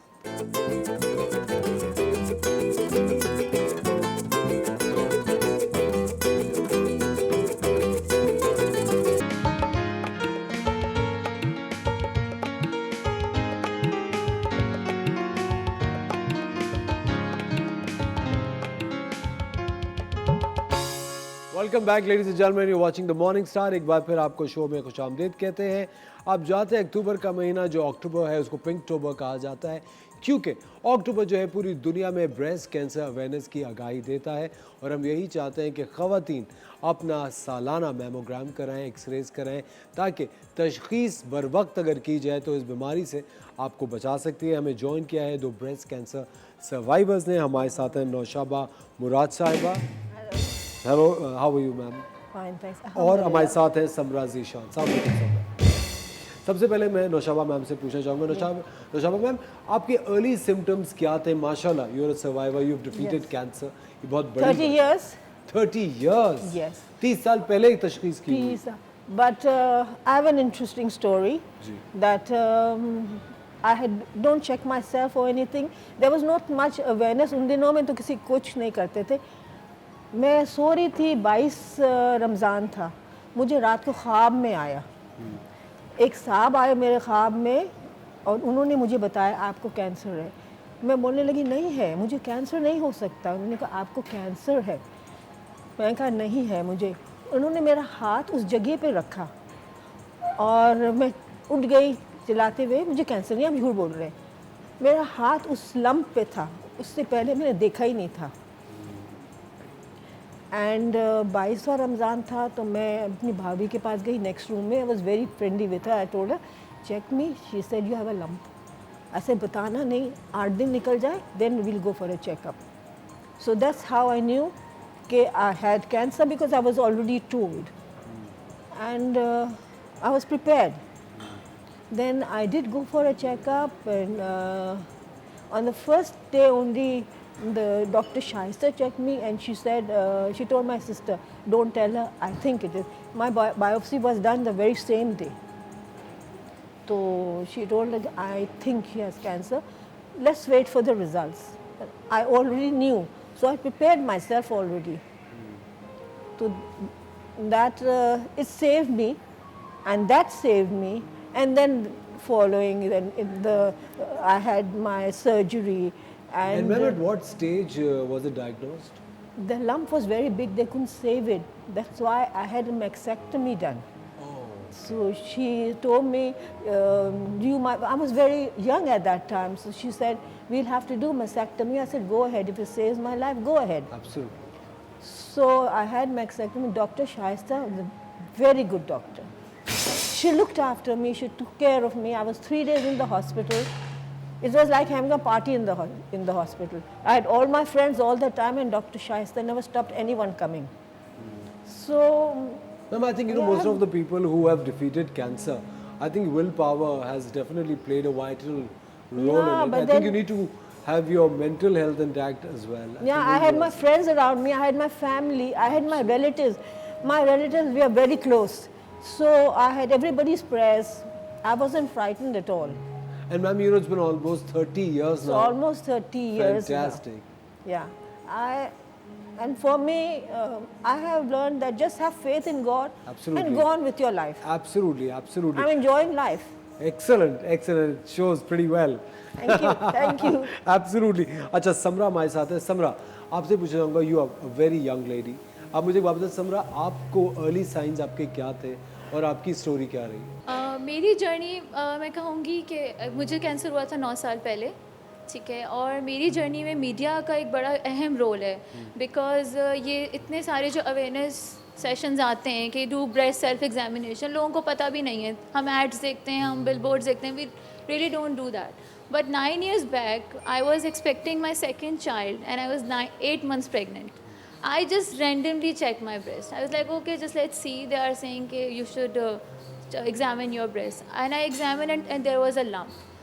तो जब मैंने वो lump found out किया तो वो मेरे लिए काफ़ी stressful रहा, क्योंकि being 8 months pregnant and then finding out the lump. वो बच्चे इतने छोटे हैं. और बच्चा तो अभी हुआ ही नहीं था ना. It was a pregnancy already. तो I had a toddler also. तो उसके बाद फिर मेरा जो है वो जो रूटीन चेकअप्स होते हैं, I went to that routine checkup and वहाँ मैंने डॉक्टर को बताया कि आप देखें मुझे लगता है मेरे कोई लंप है. शी वाज लाइक वो जो आपके बिल्कुल लास्ट 9 मंथ के जो आपके अल्ट्रासाउंड्स हो रहे होते हैं ना, that was a normal sonologist. She was like अच्छा ठीक है मैं चेक कर लेती हूँ. It was a very kind gesture कि उन्होंने उसी दिन उसी प्रोब से she just checked it and she was like this is something suspicious, you should go and see doctor Rufina. देखिए जो टर्निंग पॉइंट होता है ना, आपको राइट टाइम पे राइट बंदा डायग्नोज करे, आपको ऑन ट्रैक कर दे. अगर वो मुझे उस दिन कहती कुछ नहीं है, गो होम, मैं वाकई नहीं दिखाती. उन्होंने मुझे कहा नहीं आप जाओ जाके दिखाओ. मैं डॉक्टर रुफीना के पास गई. उन्होंने वही फाइनल नीडल एस्पिरेशन, एक फर्स्ट बायोप्सी स्कैन होता है ब्रेस्ट कैंसर का, उन्होंने वो किया. It was positive. Coming back home with all this knowledge, being pregnant and knowing that I have a cancer, it was मैं कहूँगी that was a disastrous day for me. और उसको फिर किस तरह से उस चैलेंज को लेके चलना, और मेरी पूरी जर्नी में फिर उसके बाद मेरा इमरजेंसी सी सेक्शन था, सबसे पहले वो होना था. क्योंकि मेंटल हेल्थ तो तबाह हो चुकी होती है. बिल्कुल मेंटल हेल्थ तबाह हो चुकी थी. और देन हम वो जनरेशन है कि अगर वी हियर कैंसर और हम समझते हैं शायद ये डेथ डेथ है. एक मैं भी कहने लगा था कि हमें ये पता चलता है कैंसर मतलब गए, जिंदगी खत्म. एग्जैक्टली. और 9 साल पहले इतनी अवेयरनेस फिर भी नहीं होती थी. अब तो इतना ज़्यादा ब्रेस्ट कैंसर को और पिंकटोबर सेलिब्रेट किया जाता है. अगर 9 इयर्स बैक मैं आपको बताऊं तो इतना ज़्यादा मुझे भी इतनी अवेयरनेस नहीं थी. फिर वही गूगल डॉक्टर करा तो उसमें तो सब कुछ आता है. उसमें तो आप बिल्कुल ही खौफनाक कहानियाँ आती हैं. एग्जैक्टली बहुत खौफनाक कहानियाँ आती हैं. लेकिन पहले मेरा इमरजेंसी सी सेक्शन हुआ, आई हैड अ बेबी. वो भी अलग एक क्वेश्चन है कि भाई मुझे तो बच्चे को तो नहीं है. There so many things and PPD is real, postpartum depression, knowing you have a cancer, and that was a traumatic phase of my life. लेकिन अल्हम्दुलिल्लाह I was handled so well with amazing And you doctors. defeated cancer 9 years I back. defeated cancer 9 9 साल years पहले back. 9 आपको साल cancer पहले हुआ. बिल्कुल. मेरी ब्रेस्ट सर्जरीज हुई, कीमोथेरेपी हुई, रेडियोथेरेपी हुई. That was the whole process of 1.5 year. और इतने छोटे बच्चों के साथ. और छोटे बच्चों के साथ. बट वो आई थिंक वो सिर्फ पेशेंट खुद नहीं होता, पूरी family It's not only the उस ट्रॉमा patient. से गुजर रही होती है, कोई उस खौफ से. it's the entire team. My husband played an important role. He was course, like of he was like course. strong rock behind me. Absolutely. Because he was very much supportive in so many decisions. क्योंकि breast surgery is a very huge topic. course, it you is. cannot take the decision for mastectomy or whatever future things. तो वो बड़ा एक मुश्किल decision था. मेरा confidence level बिल्कुल it was on the floor. And my husband was like it doesn't even matter, I need you, breast doesn't matter. अगर doctor कह रही है मास्टेक्टमी, ही वाज लाइक अगर बायलैटरल भी कह रहे हैं तो जस्ट गो फॉर इट. सेहत से बढ़कर क्या है. There so many. Samra, you're a hero. I must say, you both are heroes. I swear to God. और एक चीज़ है कि कसम से ये चीज़ मैं फील कर सकता हूँ डीप डाउन कि एक मेंटल हेल्थ उस वक्त क्या होती होगी। आप सिर्फ ये सोचिए, छोटे बच्चे होना और एकदम से तशख़ीस हो जाना और पता नहीं चलना, और आई एम श्योर आपका उस वक्त जो जहन होगा उसने आज आपको यकीनन सिर्फ ताकतवरी और बनाया होगा। और मैं क्या कह सकता हूँ, अल्लाह ताला हम सबको महफूज रखे। ख़वातीन और हज़रात, वक्त हो जाता है एक छोटे से ब्रेक का। अगर आप हमसे बात करना चाहते हैं या अगर आपके दिमाग में कोई भी ऐसा सवाल है जिसका जवाब आपको अभी तक नहीं मुयस्सर हुआ, तो आप हमें कॉल करके उसका जवाब जान सकते हैं ब्रेस्ट कैंसर से रिलेटेड। मिलते हैं आपसे ब्रेक के बाद।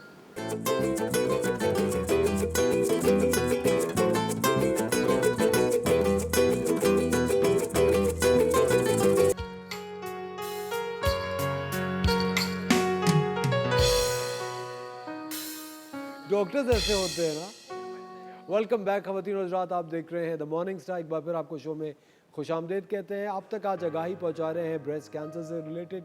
ख़वातीन और हज़रात, आप लोगों से मेरी इल्तिजा है कि आप अपने घर की ख़वातीन का सालाना चेकअप कराइए। और ख़वातीन जितनी भी हैं, आप में सब, आई एम श्योर कि आजकल सबके हाथों में इतने महंगे महंगे फ़ोन हैं, सोशल मीडिया का दौर है, पूरी दुनिया में क्या चल रहा है, कौन सी एक्ट्रेस ने क्या पहना है, सब आपको पता होता है। तो आप में इतना शऊर भी है कि आप अपनी सेहत को वॉच आउट करें।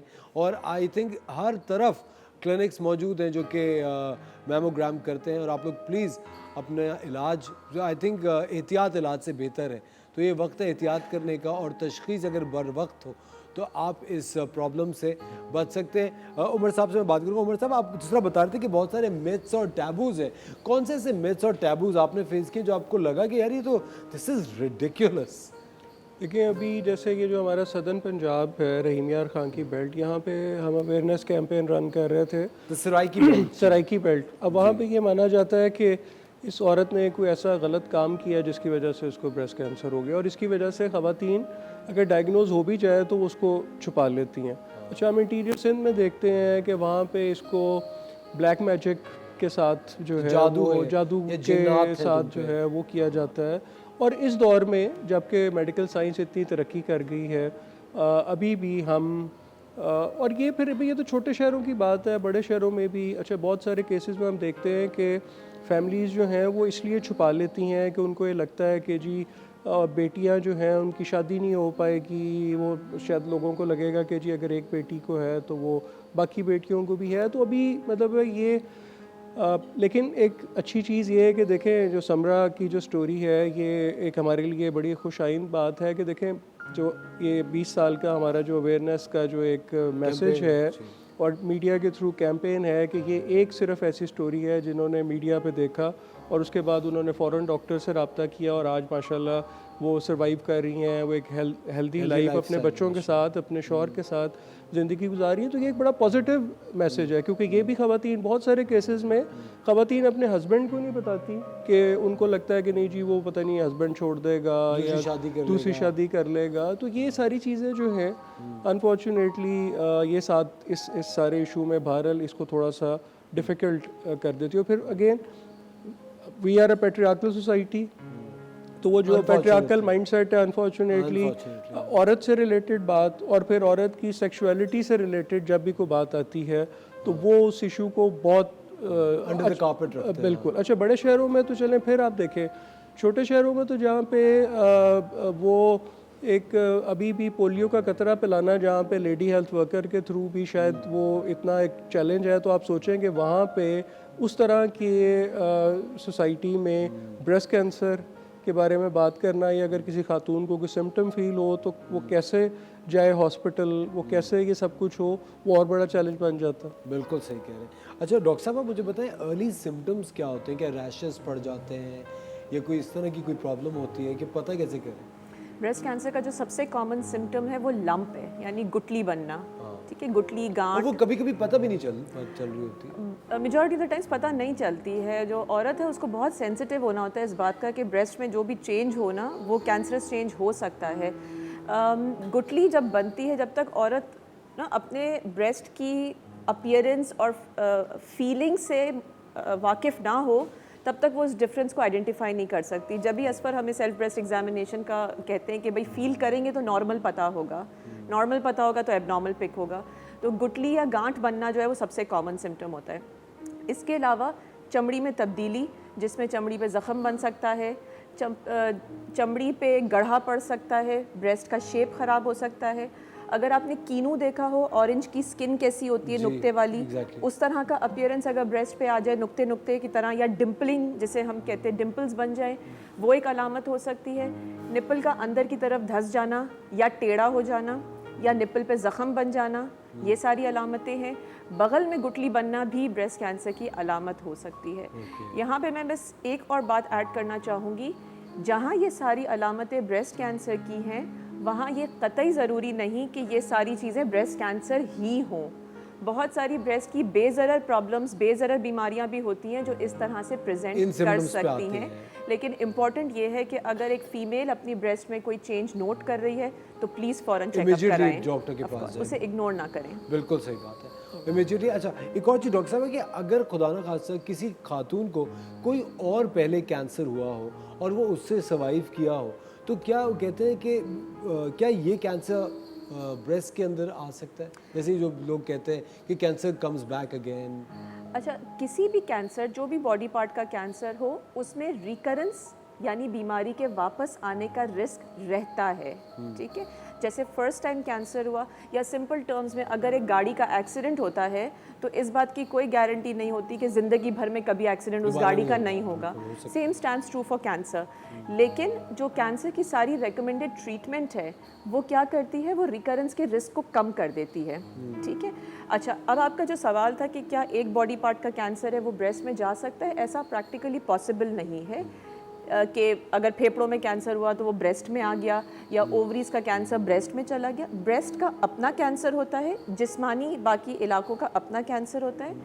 ब्रेस्ट कैंसर को फैलने की कुछ फेवरेट स्पॉट्स होते हैं। अगर ब्रेस्ट कैंसर इग्नोर्ड रह जाए और बड़ा हो जाए तो वो स्प्रेड हो सकता है to other areas such as फेफड़ों में जा सकता है, जिगर में जा सकता है, हड्डियों में जा सकता है और ब्रेन में जा सकता है। ठीक है, तो वो खून या हमारा लिम्फिक फ्लूइड होता है बॉडी का, उसके ज़रिए इन इलाकों में ये पहुंच सकता है और फिर उसको हम स्टेज 4 कैंसर कहते हैं। ऑलराइट। अच्छा समरा, मुझे सिर्फ एक बात ही बताएं, कभी ऐसा लगता है आपको, जिस तरह अभी उन्होंने कहा कि रीअकरेंस, एक वो जो खौफ था, आई थिंक कि उस खौफ से निकलना एक बहुत बड़ी जिद्दोजहद होती है, और उससे निकलना भी Naushaba, I think that's a real struggle. I think you know to fight your fears, I think is the biggest struggle. कभी आपको खौफ करता है तंग के खुदा ना खास्ता कहीं दोबारा ऐसा ना हो?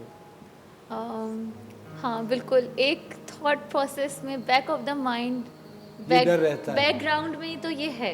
बट यही है ना कि एक दफ़ा कैंसर होने के बाद बहुत सारी चीज़ें जो आपके स्पिरिचुअल पर्सपेक्टिव है, जो आपकी आपका फेथ है, वो बहुत स्ट्रॉन्ग हो जाता है जब। तो अब ये हो गया है कि अल्लाह ताला ने जब एक चीज़ दे के निकाली है तो अब दोबारा नहीं देंगे, बिकॉज वो एक ही दफ़ा एक टेस्ट है। अल्हम्दुलिल्लाह आई हैव डन दैट, और अल्लाह का लाख लाख शुक्र है। उस वक्त भी कोई उम्मीद नहीं थी, क्योंकि अब ये बिल्कुल एक नई ज़िंदगी है। मैं आपको बता रही हूँ कि मेरा पर्सपेक्टिव ही बिल्कुल चेंज हो गया है ज़िंदगी की तरफ। क्या चेंजेस है मुझे बताएं। पर बिल्कुल जैसे I value my life more, I want to make most out of it, क्योंकि मुझे पता है I was once on a death bed, जब मुझे सिर्फ ये लग रहा था कि पता नहीं मैं रहूँगी नहीं रहूँगी, मेरे बच्चों का क्या होगा, देयर सो मेनी थिंग्स। लेकिन after coming back from the cancer मुझे लगता है अल्लाह ताला ने मुझे और स्ट्रॉन्ग कर दिया, मजबूत कर दिया, उन रिश्तों की अहमियत कर दी जो मेरे साथ खड़े थे, मेरे पेरेंट्स, मेरे भाई, मेरा हस्बैंड, फैमिली, क्योंकि पूरी टीम वर्क थी। इट वाज नॉट अलोन कि मैं कहूँ भाई मैं अकेली वॉरियर थी और मैं उसको डिफीट करती जा रही थी। नो, इन सब लोगों के बगैर it was not possible. And और coming here, sitting over here, अच्छा मेरे हस्बैंड और मेरी अम्मी को इतना पसंद नहीं है। दे आर लाइक भाई तुम्हें नज़र लग जाएगी, अब तुम ठीक हो गई हो, पता नहीं कितने लोग ऑन एयर देखेंगे। हर किसी की फैमिली में सर्वाइवल नहीं भी होता है, हर तरह की चीज़ होती है। But there is one thing that has been the motivation force for me to come and speak about it, क्योंकि जब मुझे डायग्नोज हुआ during my treatment when I was undergoing through C-section और मेरी कीमो स्टार्ट हो चुकी थी, मेरी फ्रेंड है, a very close friend of mind, वो मुझसे मिलने आई एंड शी वाज लाइक समरा तुम्हें कैसे पता चला? मैंने कहा ऐसे बस यार मैंने ऐसे एग्जामिन किया और इट वाज देयर, तो मैं दिखाने चली गई। तो उसने कहा समरा मेरे भी है। तो आई वाज लाइक कि okay go examine, see the doctor. आप यकीन करें असफर, विद इन मेरा तो कीमो चलता रहा, मेरी एक अलग जर्नी थी, उसकी एक अलग जर्नी थी. She started going to some homeopathic doctor and all. She is my friend Samia. तो काफ़ी टाइम हो गया. Then I got to know she is in ICU with in 6 months of span, just because she पता नहीं क्या करा, I don't know. मैंने doctor Rufina का भी बताया, सब बताया जो मेरे बस में था, और मेरा ट्रीटमेंट एक तरफ चल रहा था. तो मेरी अम्मी कोऑर्डिनेशन में थी सामिया की मदर से. शी वाज लाइक कि नहीं, उनके इन-लॉज में काफ़ी होता है, होम्योपैथिक ट्रीटमेंट करते हैं and all. She died in a year. इधर मेरी रिकवरी हो रही थी और I could not go to her funeral क्योंकि I was not in that state, but we lost her. और उसका इतना बहुत डेंट होगा आपके लिए. मेरे लिए बहुत डेंट था. मतलब वो मेरे लिए एक था कि यार, even I guided her but I couldn't save her. ये भी बहुत बड़ा मसला है कि आप डायग्नोज हो जाए, go to the right doctors. अब डॉक्टर रुफीना सोमरा हैं, डॉक्टर शाइस्ता हैं, डॉक्टर सना ज़िशान हैं. She is accessible and there are many breast surgeons out there.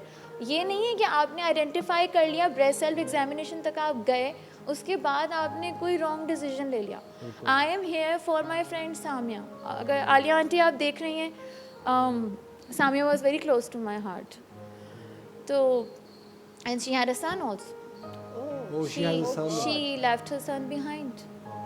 लेकिन उसकी अलग जर्नी थी. थी. अब डॉक्टर रफीना सुमरो का कह रही है, डॉक्टर रफीना सुमरो प्रैक्टिस करती है लाकर नेशनल में. उनका कैंप लगता है, बहुत सारे लोग, बहुत सारी खवातीन वहाँ जाती हैं चेकअप्स के लिए. खवातीन और हज़रात, मुझे ऐसा लगता है कि जब भी हम किसी भी बीमारी की तशख़ीस में जादू टोना इन बातों की तरफ ले जाते हैं और हम उस पेशेंट को खो देते हैं, तो हम उसके कत्ल में शामिल होते हैं. हमें हर इंसान को जिसमें किसी भी बीमारी की तशख़ीस या ज़रा सा भी शुबा हो, हमें फ़ौरन से उनको एक डॉक्टर के पास लेके जाना चाहिए. ब्रेस्ट कैंसर अवेयरनेस मंथ है अक्टूबर.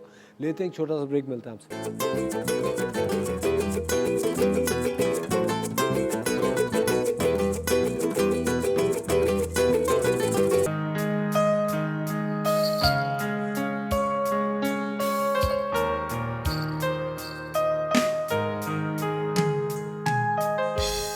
Back ladies and gentleman, you watching the morning star. एक बार फिर आपको शो में खुशामदीद कहते हैं.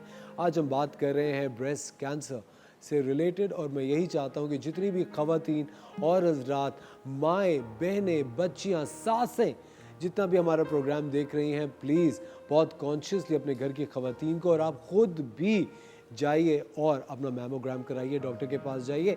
अगर आप ये कहें अरे मैं तो बिल्कुल ठीक हूँ, अरे मुझे तो कुछ भी नहीं हुआ, तो आपका जाना और बनता है.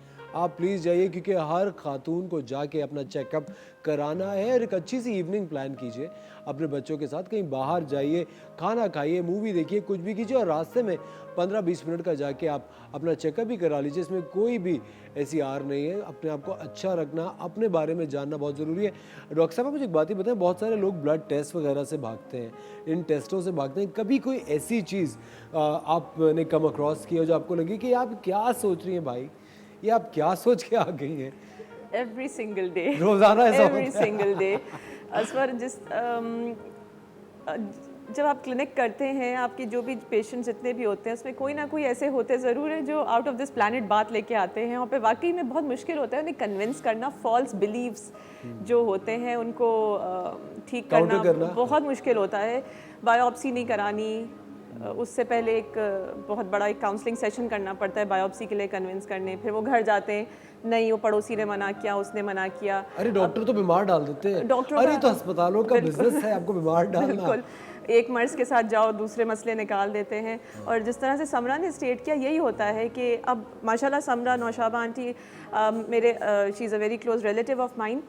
इतनी सक्सेस स्टोरीज़ हमारे पास हैं पेशेंट्स की माशाल्लाह से, लेकिन वो एक नेगेटिव जो इवेंट हुआ उसको कोट करते रहेंगे कि नहीं उसके साथ तो ये हुआ, तो हम डॉक्टर के पास नहीं जाएंगे या हम बायोप्सी नहीं कराएंगे. इसके अलावा अगेन कि फैमिली प्रेशर इतना ज़्यादा होता है फ़ीमेल के ऊपर कि वो हर वक्त अपने ख़ानदान, अपने घर वाले, अपने बच्चों के ऊपर तवज्जो दे रही होती हैं. उनको होगा भी लम्प, वो छुपा के रखेंगी, सास के ताने या पड़ोसियों की बातें, जादू टोना, वही सारी बातें जो अभी करी. गुनाह का काम, कोई गुनाह किया होगा, उसकी सज़ा मिल गई. असफर, ऐसे इवेंट्स भी हमने देखे हैं कि एक पेशेंट को उसके हस्बैंड ने छोड़ दिया because she was diagnosed with breast cancer. In fact, I can straight away recall 2 patients. और वो बेचारी अकेली लड़ती रही and she और डॉक्टर साहब किस सोसाइटी से इनका ताल्लुक था? एलिट्स थे या हमारी तरह के थे? One of them was an elite family, पढ़े लिखे अच्छे खासे लोग. इनफैक्ट मैं एक और यहाँ पे इवेंट स्टेट करती हूँ, एक patient very well educated, good institution की employee, first child, pregnant, in laws ने उसको ट्रीटमेंट ही नहीं कराने दी क्योंकि they were more concern about the baby, उन्हें बच्चा चाहिए था. ठीक है, तो ये बहुत पेनफुल सिचुएशंस होती हैं. पढ़े लिखे लोगों की कहानी. पढ़े लिखे लोग जो लेडी थी वो खुद भी एजुकेटेड थी, लेकिन वो इतने प्रेशर में थी कि वो खुद भी ऑप्ट आउट कर रही थी ट्रीटमेंट से. जबकि in this day and age 30 years पहले ट्रीटमेंट बहुत डिफरेंट होती थी.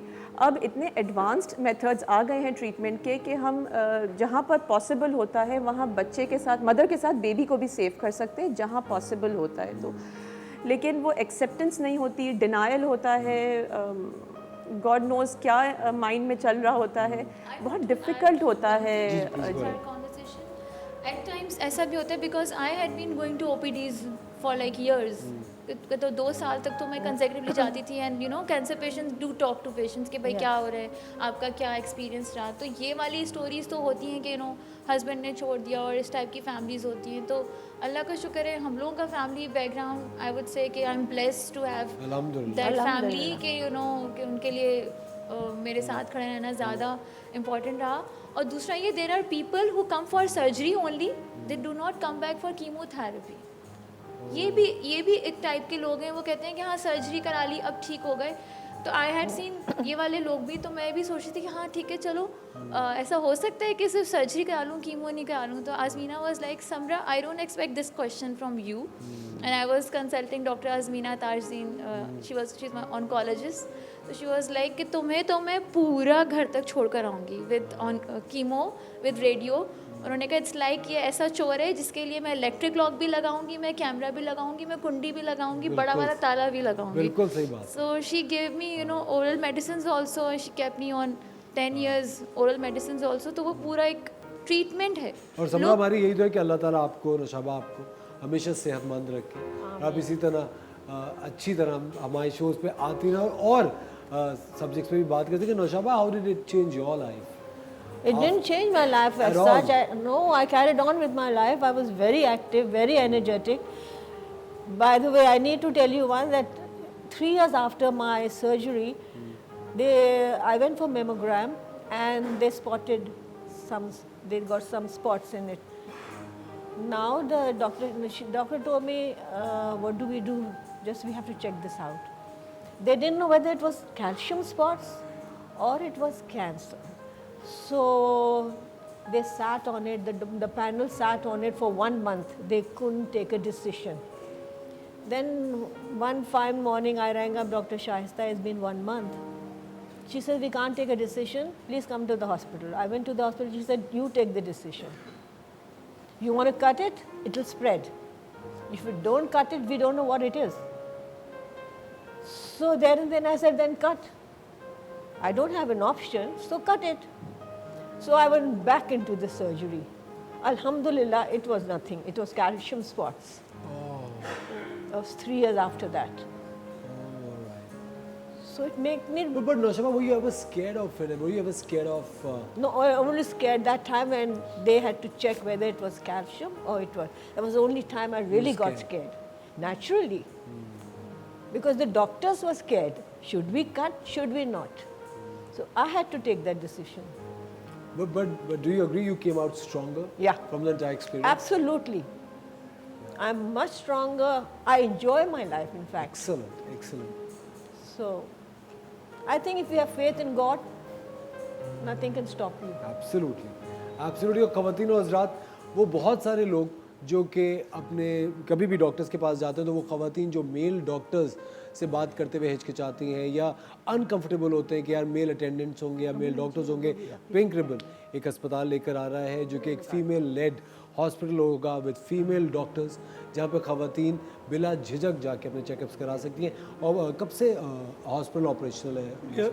अल्हम्दुलिल्लाह उसकी ओपीडी स्टार्ट हो गई है, OPD स्टार्ट हो diagnostics चुकी है, शुरू हो गया इट्स है। Called the pink ribbon hospital. Pink ribbon hospital. और कहाँ पे है ये जी लाहौर में, इट्स वेरी सेंट्रल, ये कलमा चौक पे फिरोजपुर रोड पे डेडिकेटेड फैसिलिटी है, under one roof, complete facility, just focusing on breast cancer. Excellent. और अभी इंशाल्लाह कोई अगले 6 से 8 माह में ये कंप्लीट फैसिलिटी हो जाएगी और सारी सर्विसेज इंशाल्लाह हम दे रहे होंगे और फ्री ऑफ कॉस्ट। ज़बरदस्त, बहुत बहुत शुक्रिया उमर आपका। थैंक यू डॉक्टर साहबा, thank you Samra, thank you Naushaba, it was lovely talking to both of you. और हमारी ये दुआ है कि आप लोग हमेशा सेहतमंद और एक अच्छी ज़िंदगी गुजारते रहे। ख़वातीन और हज़रात, सदाए खल्क को नकारा खुदा समझो। अगर आप तक बार बार कोई आवाज़ आ रही है तो वो खुदा का ही पैगाम है और उस पर अमल दरामद करना आपका फ़र्ज़ है। तो हमारी यही इल्तिजा है आप सब से कि आप अपना चेकअप, अपनी घर की ख़वातीन का चेकअप ज़रूर करवाएं, वक्तन फ़वक्तन कराते रहें, क्योंकि ब्रेस्ट कैंसर एक रियलिटी है, एक मूज़ी मर्ज़ है।